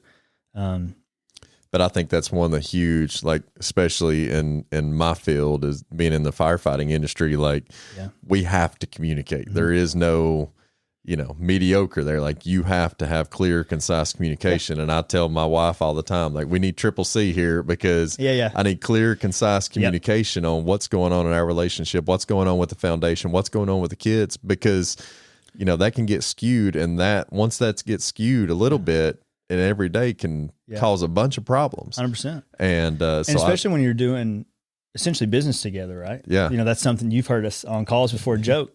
Right now, Kaylee and I are not working remote, but for the longest time, actually until really recently, her and I were essentially, remote. And so, I work a full-time job. So the Hilco stuff always had to come after, but in the mornings, for a time, she at a time transitioning between real estate and what have you, had a lot more time to run Hilco during the day. But before I even started with my actual job in the morning, we would sit down and have a staff meeting, right? And the staff just consisted of her and I. But it was a way in which we would talk every day about, we would use our task management softwares and things like that to make sure that we understood what was priority today. Yeah. And how we were going to get there and when.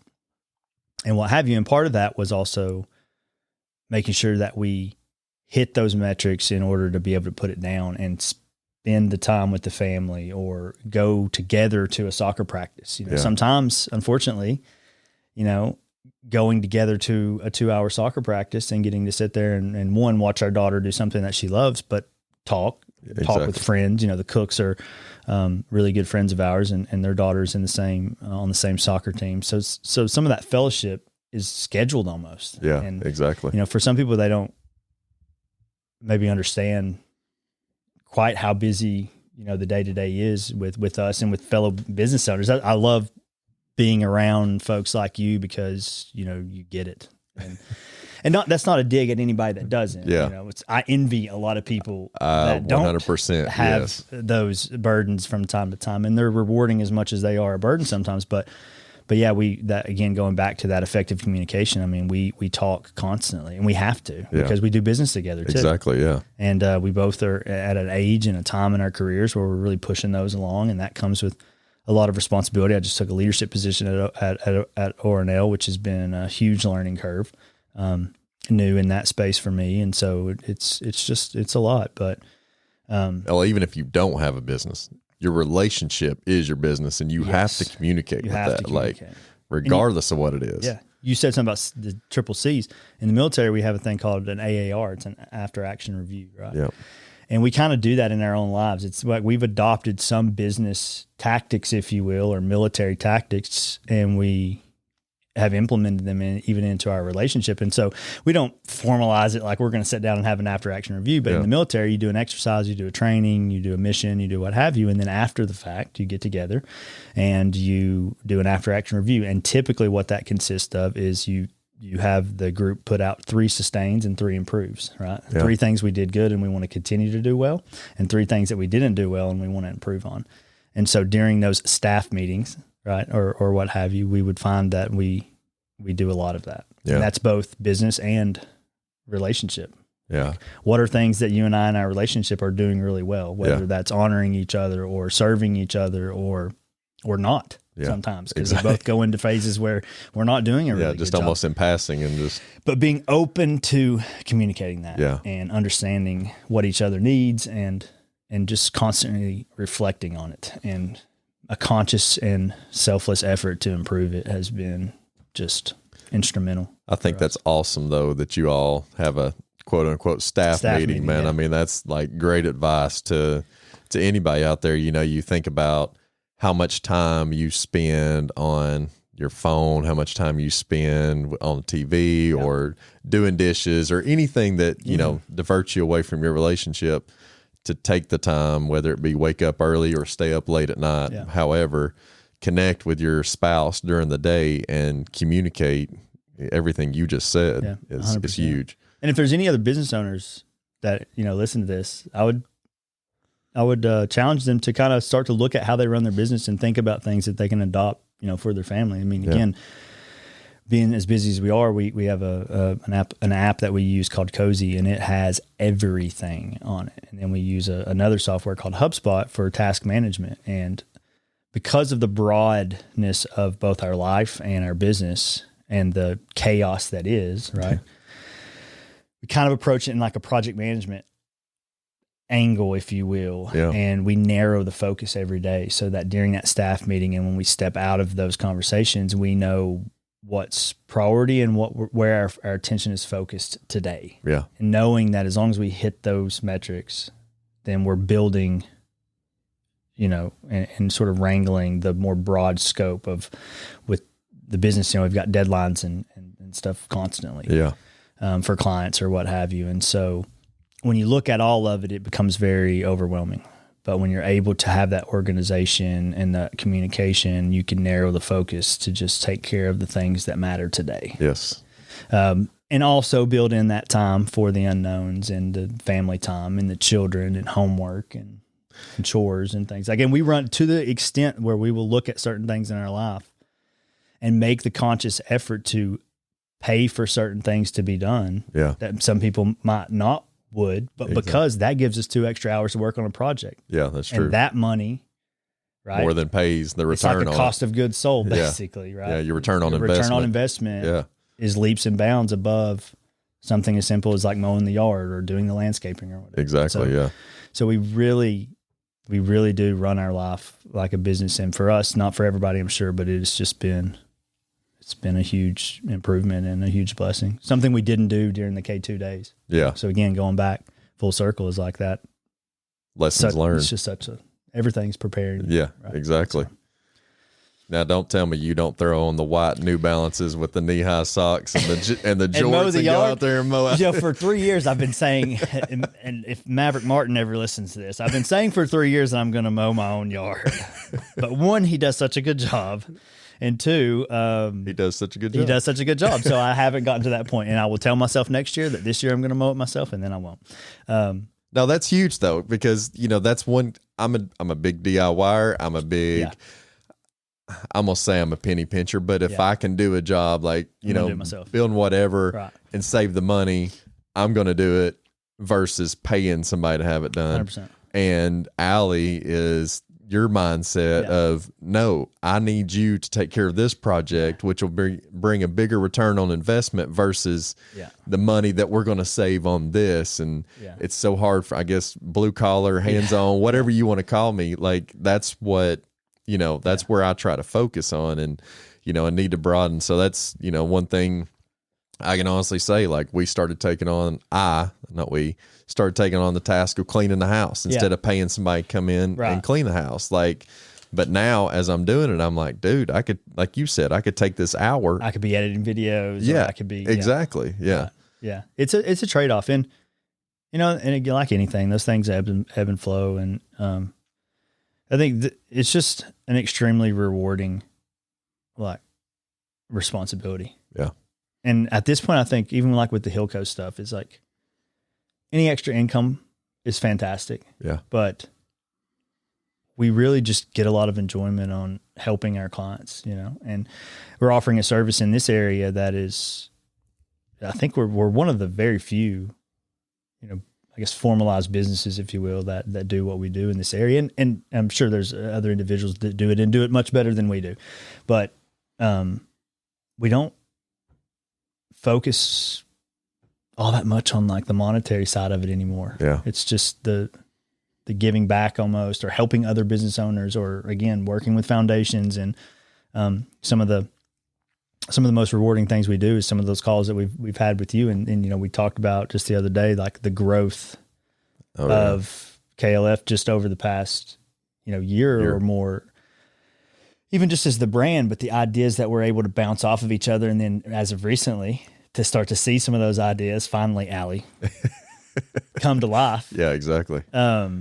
Is just like that's the upper echelon of rewards, And like you said, we're seeing the fruit of that because, Hillco, we contacted Matt and Kaylee about doing our website, revamping it and doing everything. And we were expecting to spend thousands of dollars to get that done. And we knew that it needed done again for return on investment. Yeah. And, out of the gracious of your hearts and everything, you ended up making that donation to the foundation. And, since then we've got, I can't even count how many times people have, how great our website looks and how everything is, flows great and does everything. So, yeah, I mean, your all's talents is out of this world whenever it comes to that. So whenever you say there's individuals out there that do it a lot better than you, I don't know them. Well, and thank you. We appreciate that. And yeah, that's what I'm, it's a prime example of it's just so much enjoyment, and getting to see you all grow. And we get that enjoyment out of every business, even the paid customers that, we've helped, we've helped people take ideas and turn them into, money generating side hustles or full on businesses. We've had clients in the past that have started the same as we did and had an idea and got it off the ground, and then they've ended up leaving their day jobs and they do that full time now. So it's like to be able to help someone achieve a dream or find financial freedom or whatever the goal might be is just, it's kind of a high in and of itself. Oh, I agree. And even when the times where we get super stressed and we say, we're not going to do this much longer or whatever it may be, there's something always happens, and we're like, it's just such a reward that we really have a hard time not being semi-addicted to the success that comes from that. So success for us nowadays is much different. We don't, there was a time I went through where money felt like success, And don't get me wrong, in this life that we live in now, money is always an aspect of it, and you need it. And we need it. Yeah. But we truly have reached a place, thankfully, and God sent that, the money, any money that comes from any of it is nice, but it's not why we do it. Yeah. I think that's a really enjoyable place to be. And that's even with our own careers at times. We really enjoy what we do, and God gave us these opportunities, and we're just extremely thankful for them. Well, and if you get to that point, you always hear the saying, if you do what you love, then you'll never work another day in your life. Yeah. And, the money will come as long as you're just doing what you love. Yeah. And, that's true to a certain extent. Yeah. It's definitely much easier. And going back to this idea or word of the grind, is like I said earlier, like with the cooks, we talk to them all the time, and they own their own business, Cook Trucking. And, it's just so nice to surround yourself at times with folks that get it. And the grind is not easy, and some days you don't want to do it. And some days you couldn't be more thankful for it. Yeah, it's like every time you start to be like, I think I'm going to hang it up. There's something that happens and you're like, I can't hang this up. Yeah. This is what I love. Right. So like you said, yes, I agree with that saying. It certainly feels like work some days, but the reward is so worth it. And so again, for anybody listening who has an idea, this is not an endorsement on Hillco, do it for free, but talk to me, holler at us, message us on Facebook, whatever it might be. We work with a lot of people that we never see a dime from. We don't expect a dime from, or we'll get them to a certain point where then they do need our services, and then they become a client, a paid client. But in our business model, you have to have an idea and you have to have a desire, and then you have to flip the switch to act on it, and then step out in faith and actually start the business, or we don't have clients. Yeah. And so sometimes we work for free with those individuals in hopes that when the time comes, they'll remember us and they'll circle back around. And we have that happen often. Exactly. But where we're passionate about is helping people take those ideas and turn them into, reality and take them as far as they want to go. So I've still got a couple more questions, but while you hit that, go ahead and tell our listeners if they want to connect with you, they want to research the brand, they want to contact you, where can they go to do that? Yeah, they can go online, hillcoandbrand.com. Okay. That's my personal portfolio. The crazy thing, we joke about this all the time, is that we came back, we said we never going to do this again, and here we are doing it. But like most business owners, especially in this world, we have zero time to focus on our own brand or our own website or what have you. So if you go there and you don't see something that you like, message us, because we have a ton of portfolio items that are not on our website that are big projects that we share with people via email or what have you. But we've done a little bit of everything, from government work to mom and pop bakeries to, nonprofits. You want to see a result of one of their offerings, KennedyLad.org, shameless plug there. We've done work with the county. We've done work with Kingston. We've done work with Harriman. And like I said, we've probably got a project in their, wheelhouse. Similar to may what? Not be on there yet. Or of course you can look me or my wife, Kaylee Hill, Matthew Hill, up on Facebook. Send us a message and we get the ball rolling a lot with that. Every time we post a website or a project on Facebook, it seems like at least one comes in the same day, an interest of some sort. And so we get a lot of business from Facebook. I've had people make comments before about bragging on Facebook. It's like, that's marketing. Exactly. If you own a business and you're not bragging on Facebook, you're not doing something right. Exactly. Right? Brag about your business. That's how you get new business. Those people must still contact the radio station. Yeah, they're still calling the radio station. So one of the questions that I wanted to ask was, where you've been, you've found, your outlets, I guess, with working, substance, whatever it may be.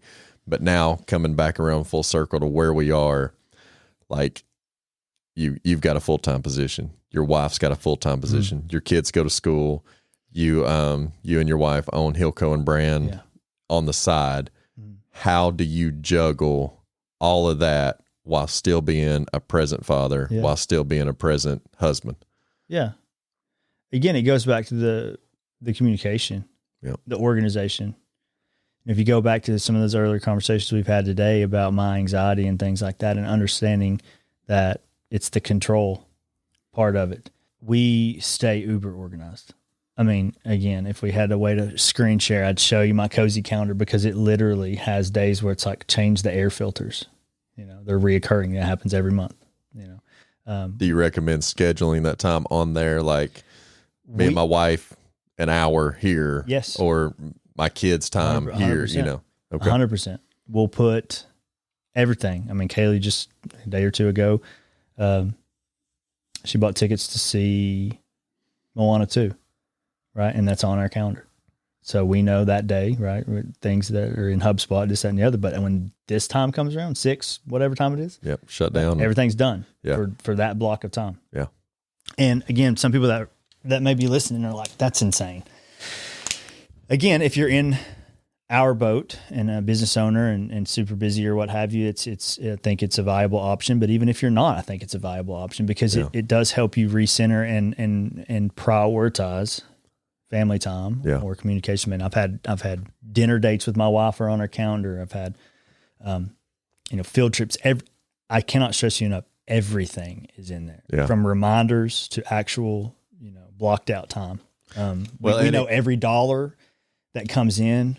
We know when every client is billed. We have monthly retainers that automatically pull this, that, and other. Every single bit of that is on there, so that we can double check and we can just make sure that at no point there's something falling through the cracks. Yeah. And then typically what we do is, if it's a quick fix that comes in during the day, it's 15 minutes, we knock it out. Yeah. Right. If it's anything bigger, then we've gotten so good at glancing at the calendar and then slotting it in appropriately. Yeah. And that way, like I said earlier, we can stay extremely narrow on our day to day and know that, like, if we just focus on today and knock these things out, and sometimes we got to roll stuff. Mm-hmm.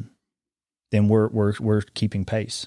And so, that's family time. Churches. I mean, Wednesday night church, it's literally on Cozy, and Cozy is the application that we use. We have the free, or we have the paid version.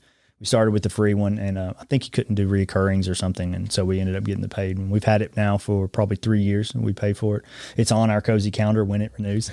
But it's everything. And then we use HubSpot for task management. Now, HubSpot is notes. It's a CRM, a customer response management tool. I'm sure if you're in the business world, you're likely have heard of it. It's also a marketing suite. It's a whole suite of services, but the one that we use specifically is for like note taking and then task management. Okay. And so we put all of our tasks in there. You can set due dates, you can set reminders, and then we log notes. We ebb and flow on how well we do that. But when you're in an environment where, say, like for instance, yesterday Kaylee was off. So when she's off, she can, it's legally, but she's not working her paid job. Yeah. So she's able to work some Hilco stuff. Yeah. And so she, we assign things in HubSpot or what have you. But as she's doing stuff and working with clients, she logs a note on what she's doing. She may log an email interaction, a phone call, a text message, or what have you, so that, say, Thursday I'm off. You take a look at it. She's back to working. Yeah. I can go the entire day picking right up where she left off without ever even having to call. You're not messaging saying, "Hey, what's up with this? What's up?" And bothering her throughout her normal day. So and vice versa. That's been a huge. Those two applications basically run our life. So, and that's Cozy. How do you spell Cozy? Cozy is COZI. COZI. So before we bring this thing home, one more question that I'd like to ask, and I try to ask everybody that's on the show. You take your car into maintenance to check up the engine, get your oil changed, make sure all that's taken care of.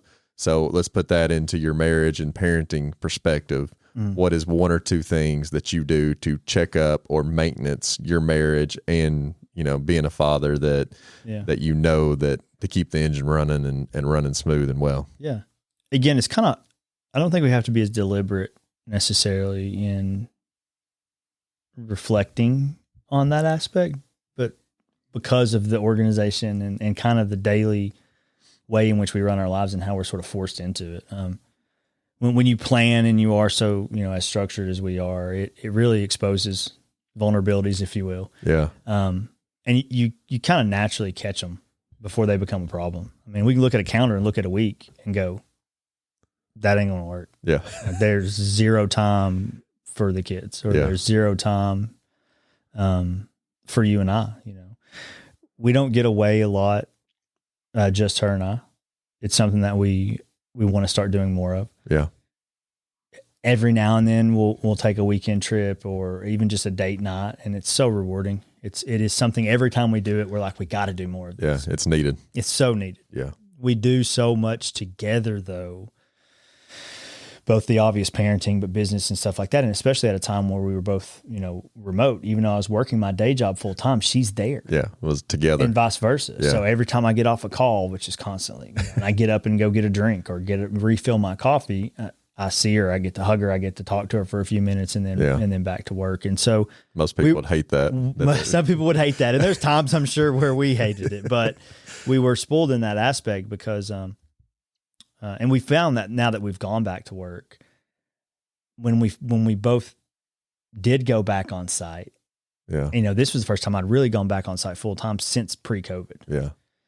It was an adjustment, and it was something that we knew it would be different, but we didn't quite know, I guess, how spoiled or how used to the amount of time that we actually got to spend together, and maybe even as opposed or as it relates to other couples. So we started realizing like, hey, when you work 9 to 5 or 8 to 4, whatever, and then you come home and you have those activities with the kids, or you have whatever, in this case, business stuff and this and the other, like we're laying down at 10, 11 o'clock and we have really barely spoken. Yeah.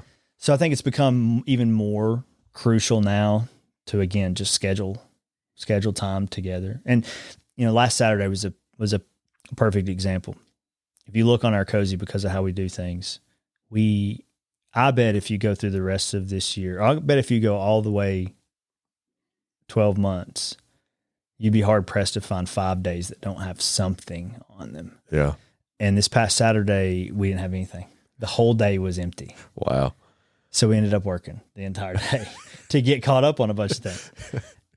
But as we reflect, it's like we have to, make that time about us or about the kids or what have you. I completely understand that, man. And that was, I said I was going to only ask one more question, but like something that Allie and I struggle with terribly is when we do have a date night, when we do have the time alone, we don't talk about our relationship. We talk about the foundation, how we, basically quote unquote, the business, how we can grow it, how we can finally get to that cure that we're shooting every day for. Like it's so hard. And I don't know if y'all are able to do it, but man, I find it so hard to turn it off. You know what I mean? It's incredibly hard. You have to almost schedule that. You have to almost force yourself to do it.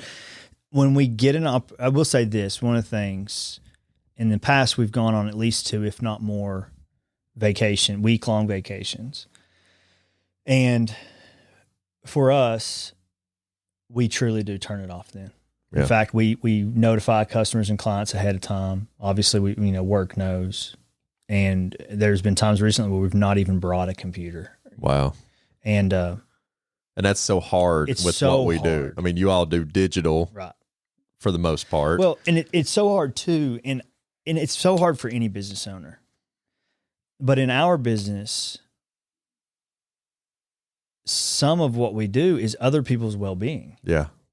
And so, like, for instance, if we have a client who's 100% online retail, and that's their primary source of income, and we go away or we're doing something and their website goes down for some unknown reason, their literal well-being is now stopped in its tracks. Yeah.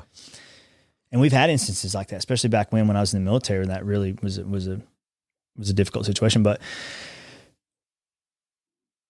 the time away, we really try to make it time away. And so when we do schedule those times, it's like we're not thinking about it. But when it comes back to, like you said, with you, when we're just sitting there alone, it's gotten, I think, better. There was definitely a time where we really had a hard time turning it off. K2 days obviously never got turned off.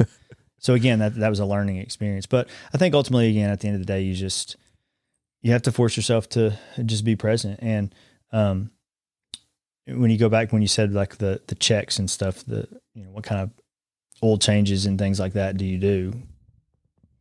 I have recently began to ask Kaylee just the simple, are you happy?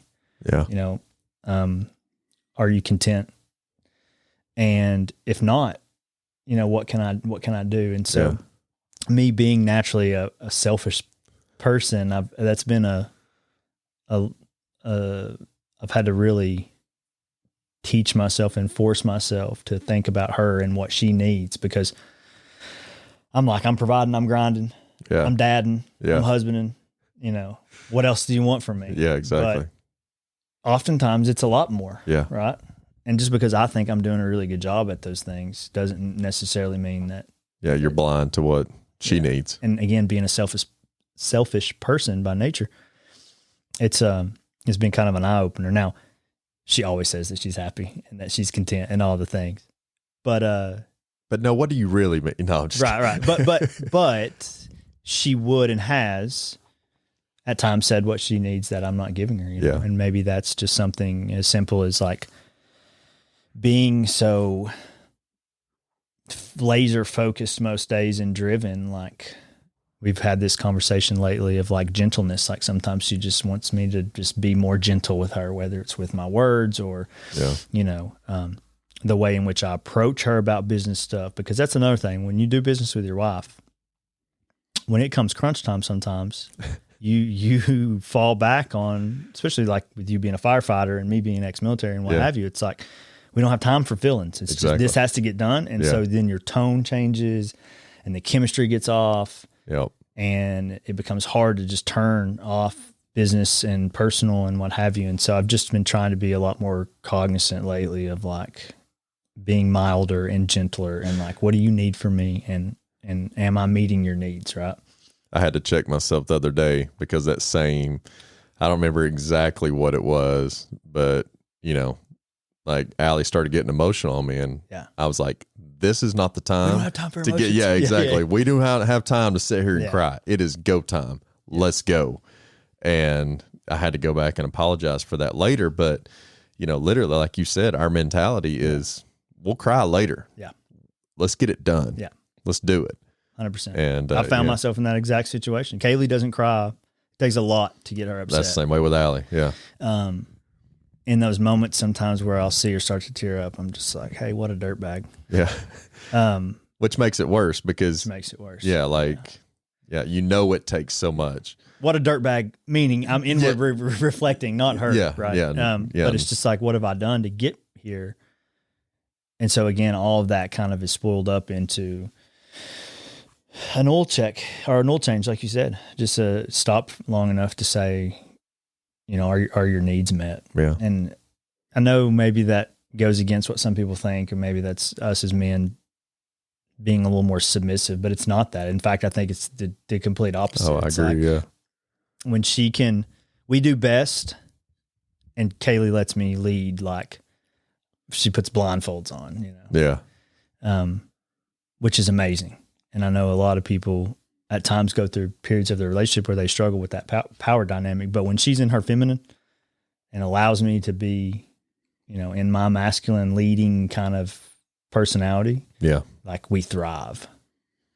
And at times around business and things like that, we'll find that balance begins to get off. Right. Yeah. And this is not like you're submitting to me type thing. Exactly. It's just, I have so much in her that I need. Yeah. As a man, right? Yeah. From the empowerment that she gives me and the drive that she gives me to want to go and do more and be more and all those things. When that power dynamic is off, it definitely throws off everything. Oh yeah. So again, going back to the oil changes and things, as I kind of just think through all this, I maybe didn't even realize until you asked me this, that all of the things that we do, and it goes back to communication. We just sat down and we're like, hey, this is off. And, yeah, exactly. But again, for her to be in her feminine, yep, I have to understand where I'm lacking. Yeah. And so that 100% goes back to communication. Yeah. If she's not telling me, us as men, we're like, I'm crushing. Everything's good. I'm crushing this. Yeah. Right? Like, no, you're not. No, you're not. And again, being selfish and even arrogant at times. Yeah. Okay. I am crushing this. You should, but it's not the case. Yeah, right? exactly. There's always so much more that you can do and so much more that she needs. But if you're not communicating about it, you're headed towards disaster personally. Yeah. And I think for a lot of people, And I've had some of these conversations with my guy friends. It's like, hey, you don't talk enough, man. Yeah. And then when you do, it's like, are you really talking? Yeah. And or are you really listening? That's a big one for me. We'll have a conversation sometimes. We'll have to have it 10 times because the first 9 I was not actually listening. ADD kicking in. Yeah, I'm not going to say I'm doing it to check a box, but it's like I know I should be doing this. I should be having these conversations. But then I'm not actioning anything that I'm actually taking away from it. And so again, it goes back. Recently, I've really tried to just be more present and adamant about trying to understand what she needs. Yeah. And I don't even want to say understand because sometimes I don't. Yeah. And I don't have to. It's not my place to necessarily understand why she needs what she needs. But if she's willing to tell me, then I have a responsibility to do it. To do it. Yeah. And marriage is hard, but I love it because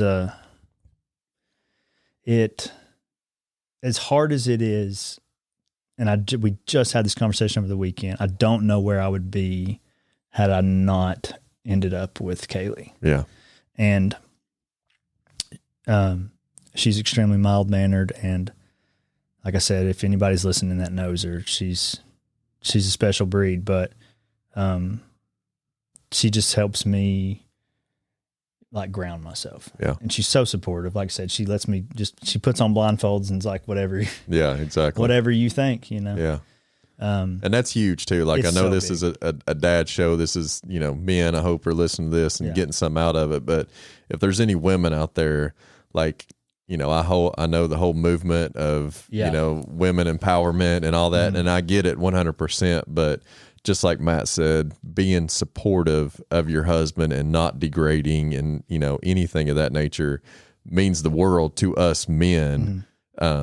Whenever you are supportive and lifting us up and, showing that confidence in us. Now, that comes with territory as well. Like if you don't show it and you're not that man and you're. Yeah, don't give it if it's not deserved. Exactly. Yeah, 100%. I want to be called out when I'm not deserving. Yeah, and exactly. Recently we've gotten to that place, I feel like, where she's not afraid necessarily to check me too and be like, I'm not going to give you that. Yeah. You're not deserving of that. Exactly. I mean, she's not going to necessarily come out and say it like that, but yeah, 100%. And like, it's not to, again, sound demasculated or whatever, I guess the term, but like as you grow up, if you were lucky and blessed enough to grow up with a very strong mother figure in your life as a male, then you know that it is extremely rewarding. And same thing with your father figure, right? But just like when your mom's proud of you or, I feel like as men, again, having grown up with an unbelievable mother, that my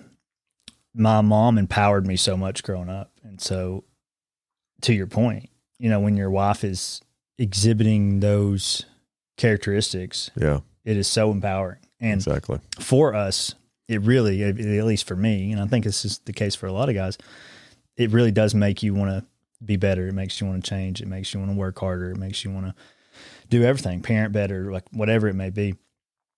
And as hard as marriage is, like when it is good, there's nothing better. I agree. And again, we're not perfect, and we go through times where this is tough and not.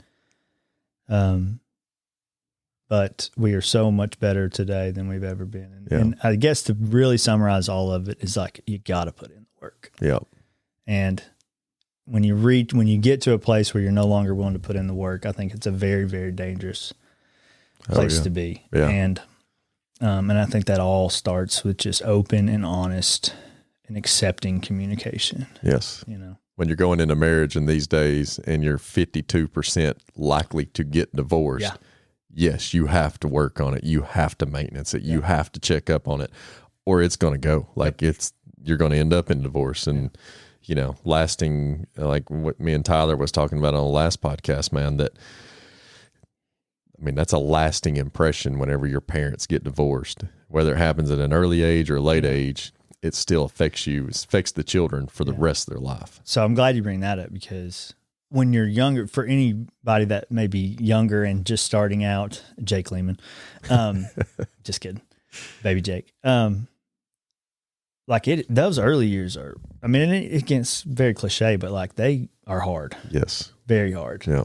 Why And- most marriages end within Yeah. the first 5 years. And it's not until later that you even realize what about it was hard. Yeah. But it's everything. I mean, you've left everything that was for 18, 20, however long, and now you're living under the same roof and trying to figure out how to communicate. Yeah. It's just extremely difficult, and understanding each other. And then also you change so much and circumstances change and kids are introduced. And so, thank God that we fumbled through what we fumbled through before the kids got to an age where they can be too affected. Yeah. But I think some of the chaos may have affected Kimber a little bit more than either one of us realized. Yeah. And it didn't materialize until she got a little bit older. Yeah. Some of that instability and just all over the place.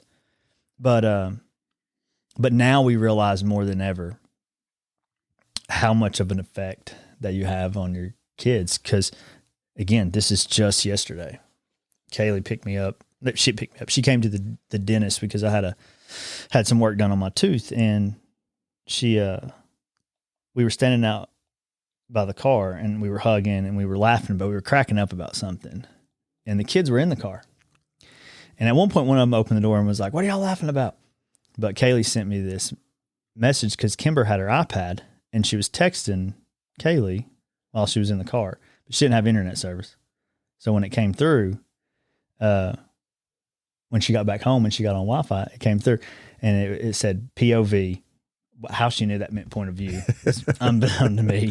Social media or YouTube. Two hearts, like smileys, face, a bunch of the peace signs, a couple of the hearts, and then a like perfect, and then 2 tongue emojis. And then she said, "Yay." So it was like the first time we realized like they love when we, Yes. they may say ooh and all that, but they need to see that. yes, exactly. And they want to see that. And Yeah. it's much earlier that seeing that has a tremendous effect on them. Yeah. And so we're much more cognizant now of when we argue or when we're disagreeing. Yes. And when we first amped up the business again and we started to get really busy, we had to reestablish the boundaries of, and so we started finding actually that kids were at an age where I think Briggs made a comment one day like, "Why are y'all arguing again?" Or "You're always arguing." And we weren't arguing. Yeah. It was just, we were in one of those tactical moments where it's Exactly. like feelings are not here today and we've got deadlines or whatever the pressures were. Yeah.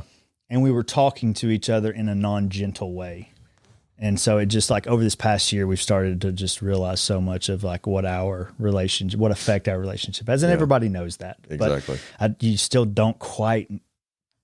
Got to be cognizant. They of go from young and not aware to not young anymore and aware. And you don't get to pick when that is. Yeah. And you don't often see it until sometimes it's too late. it. Yeah.